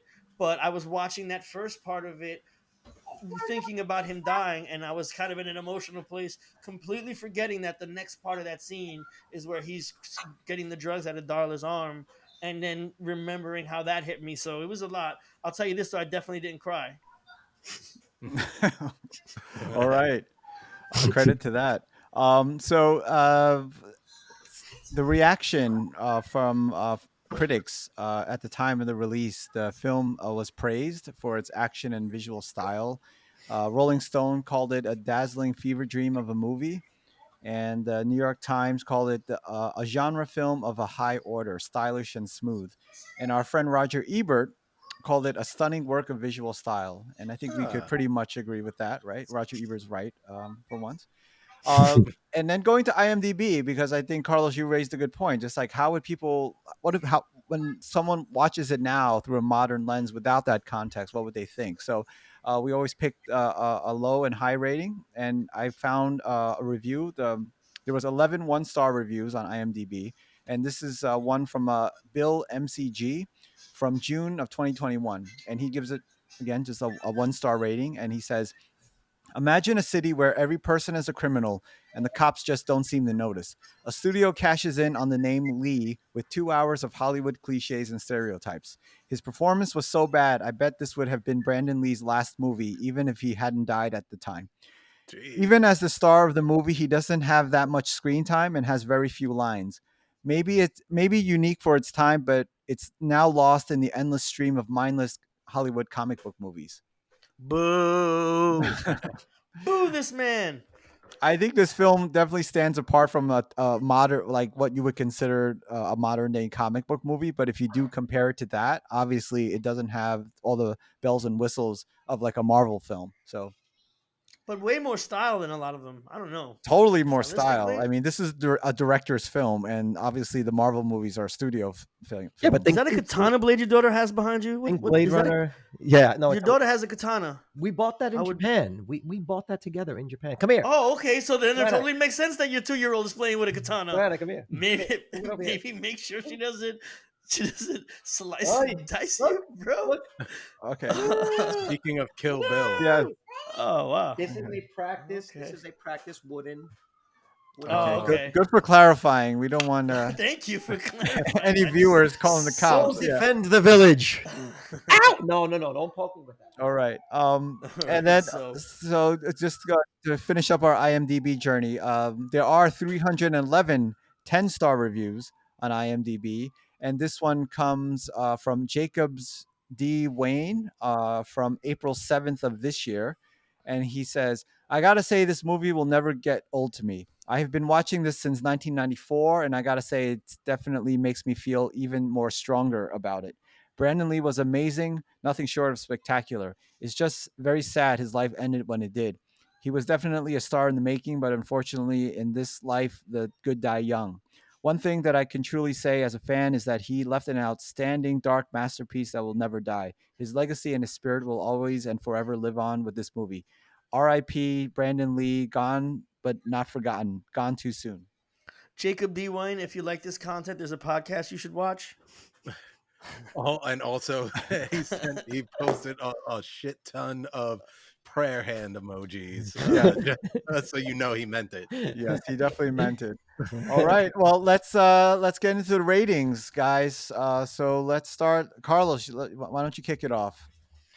Our rating system is out of 5, and you get to pick sort of Oh the type of man, rating With that the you want point to give it. fives. Yes. with the With the point point fives. fives, I'm gonna Yeah. have to say, oh, I'm gonna have to say 3.5 eyeballs out of 5 eyeballs, guys. 3.5 Oh, eyeballs out of okay. 5 because we know what a 5-star movie is, and this is not, just to be respectful of what a 5-star movie is.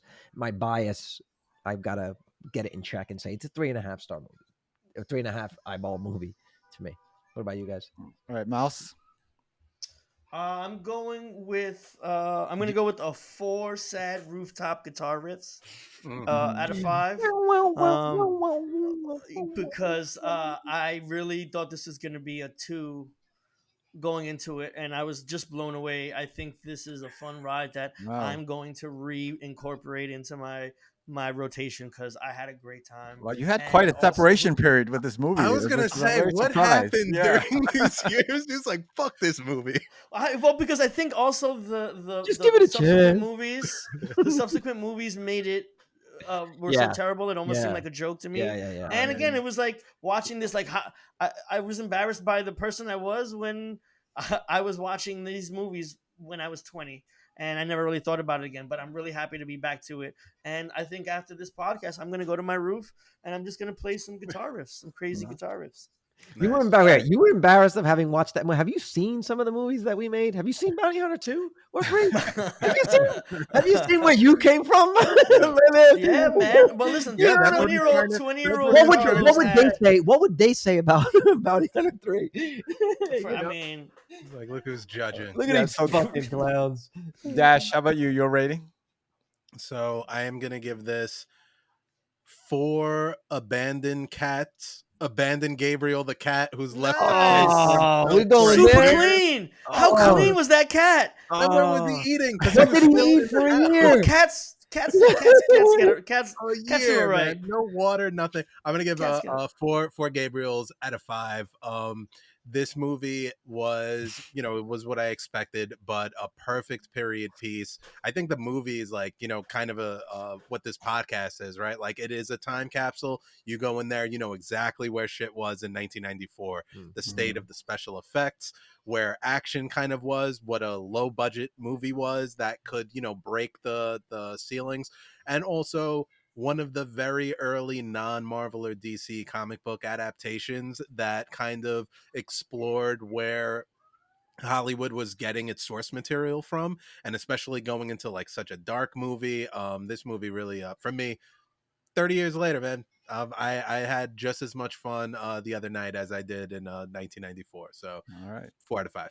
Okay, well, my rating is the same as our guest today. It's 3.5 good days to be a bad guy. I think the 3.5 watching rainy this days. again, yeah, I was a little worried about watching Can't this rain all the again, time. but I think the style really saves this movie from being some kind of kitschy like superhero, film from back in the pre-Marvel days. It's dark. It looks beautiful. Um, and obviously taking out completely the whole Brandon Lee part of it and nostalgia and everything else, it's just a beautiful looking film, and it's amazing what was accomplished on such a low budget. But yeah, just watching it again, I appreciate it for different reasons now. Okay, so we're gonna wrap things up, and this is a new segment. I'm calling the SPK Quick Shots. So I'm gonna offer you guys some binary choices, and you pick either A or B. Okay. So first one, The Crow or Rapid Fire. Hey, Oh, The Crow. Crow. okay. The Crow or Game of Death. The Crow. The The Crow. Crow. The Crow or Enter the Dragon. Enter the Dragon. Into the Dragon. I'm going Crow. Okay. What? Wrong answer. All Wrong right. answer. And then something that we didn't get to talk about, but originally Brandon Lee, apparently there's a rumor that he was supposed to be Neo in the Matrix. So Brandon Lee or Keanu Reeves in the Matrix. Brandon, Keanu. I think well, it's hard, but I think Keanu. Brandon would have brought a different look that I would have enjoyed more. I don't love the Matrix for Keanu, so I mean I love the Matrix, but It's not the it's because the of it's Keanu. the writing. It's the writing. Even Mhm. for me, what killed the rating on this movie is the writing. It's just it's what that guy, the 1-star review guy, said on IMDb. He's not wrong in what he said. It's cheesy, Incorrect. kind of campy. The lines are, He's wrong. it's so kind of over the top. So I would say I'd love to see what Brandon Lee could have done in a film after that before you can say whether or not he could do Neo. Okay. I don't know. Yeah, I'm gonna go with Keanu. Yeah. I think a big part of why I like The Matrix was because he never did that before. Mhm. I think by then, if it was Brandon Lee, it would have been like, yeah, no shit, he knows kung fu. It's fucking Brandon Lee. I also heard that it was gonna be Will Smith at one point. I heard that Yeah, too. I'm sure. but- Yeah, I He's think putting it Keanu down. Reeves It brought was an his to lose. interesting uncanny valley aspect to as he Mhm. does with all his films, as performances to the Matrix. And then the last question: will you see the remake of The Crow in theaters? Absolutely. Oh yeah, Yeah. No, no, not So yeah. No, that's I no think Telly. the two older guys are yeah. No, not- I will. I I'll don't think- watch it. I'll watch it, but I'm not But- going to the. It's hard to get me into a theater right now. I'm not going to lie. I haven't been to a theater in a long time. and Yes, it's the not two even Gen COVID. Xers agree. Yeah, I think it's definitely a generational. It's got to be a thing. lot to get me to a movie. Mhm. I mean, they have these series of theaters called iPick theaters where they take like Yeah, we got first 'em class seats and they put them. They're freaking yeah, awesome. You get drinks and beers. That yeah. is something I can say. Okay, that to me makes a movie because I mean, you got a 75-inch TV behind. It's like we got this shit in our house, and I can pause it whenever I want. Like I'm not paying. Oh, you sound like such a dad now. Yeah, I Yeah, know. so feel I the think your same answer way. has more to do with your aversion to going to the theater more than it says about your thoughts about the new movie. For me, I go to the movies. I do go to the movies on a regular basis on a Sunday. I just find it fun to go and catch a matinee. Yeah. There's one that's really Yeah. close to my house, and then I'll go to right across the street is TGI Fridays and just have a couple of drinks and talk shit about the movie I just saw. So it's Oh, pretty routine for me. So Mhm. I've gone to the movies to see movies way less exciting than than the remake of The Crow. Dude, it's kind of hard because our whole I don't know child adolescence was spent in a movie theater, but it was always us. It And was now like look at you. now we're just, you know what I mean? It's like that's going to the movies for me is like someone's got to be lumped up from a green leaf, right? You got to have somebody get, you know what I mean? Where everybody I'll goes, tell you what though, that Carlos looking at this Carlos. What unrecognizable. whatever. I'm gonna see it. Number one is because I'm an AMC A-list person, so I do the flat Oh, rate. you're the like, one. Humble brag. No, I think it's totally worth it if you go to the movies. But one of the things that I'm hoping, I'm not getting this vibe, but I'm hoping that like I'm wrong about the trailer, and maybe this speaks to a subculture that I'm just like the way that I wasn't into emo or goth at the time. Like there's like a whole kind of like emo hip hop movement with like Extension and like Lil Uzi Vert, like that. Not Post Malone, but it's like that same aesthetic that it looks like they're kind of trying to touch into. So I'm gonna go in like I was thinking about like what if that soundtrack is all of that like emo rap that's kind of like a new growing hip hop genre. So look, if it's violent and the action scenes are good and like the effects, at least it'll keep me in that. So I am curious, but I'll say it. Yeah, it's just from the who's trailer. Who's playing him? Pennywise. Alexander Skarsgård from he played It. He was Pennywise Pennywise. in the It remakes. And who was just in another action movie where the movie isn't super praised right now, but I heard the action was decent. Yeah. So who knows? There might be a The couple of Skarsgårds are movies. everywhere too. Yeah, Man. no, I think the remake, the upcoming remake, it just looks so different from the original, which sometimes is a good thing. But the way it looks now, the direction they took, just I for whatever reason, just doesn't interest me enough. If it was similar to the first one, then I'd be curious to just kind of compare and contrast. But obviously, it's very different. So Mhm. yeah, that's I'll wait to watch it on my my TV at home. I'm watching the trailer right now. Oh man, it looks terrible. And we could, I don't know, if we could share screen, you can watch. This looks freaking awful. Oh no, I'm sure we all saw it. And Yeah. again, like I'm not sold from it. I'm gonna see it because I see a whole bunch of stuff with the past. But I hope that I'm wrong with it being, better than I think. I don't Doesn't it care if a seem like movie's this? bad though. I have plenty of fun going to bad movies in the theater. No, Like absolutely. even I if it just want to sucks. love the Crow. Like, for a Yeah, new yeah, I hear you. generation, Yeah. like I hope that it's good. I'll still have like, criticisms and it might suck. I see all types of bad movies, Yeah. but like I want every Crow to be good Yeah. because it Well, came from such a great place of just being something that could be awesome. Premise is cool. It could be a, cool character, I but mean, it's a yeah. different movie. I'm looking Yeah. at it now. Like Mhm. this is not. It's name only, No, right? Yeah, it's Seems got. like I know the remake's gotten a ton of backlash online from fans of the original and just people that don't like this new direction. no. I mean, it looks But incredibly like people violent also and forget that there were 3 sequels and a TV show, which we're not covering today. But if any of you out there are interested in us doing sort of a review of all the sequels all at once, we're not going to devote a whole goddamn episode to each one, but doing to look at the sequels because I've never watched any of the sequels. And I know they kind of tried to keep them consistent in terms of the look of the whoever's playing the Crow and whatever.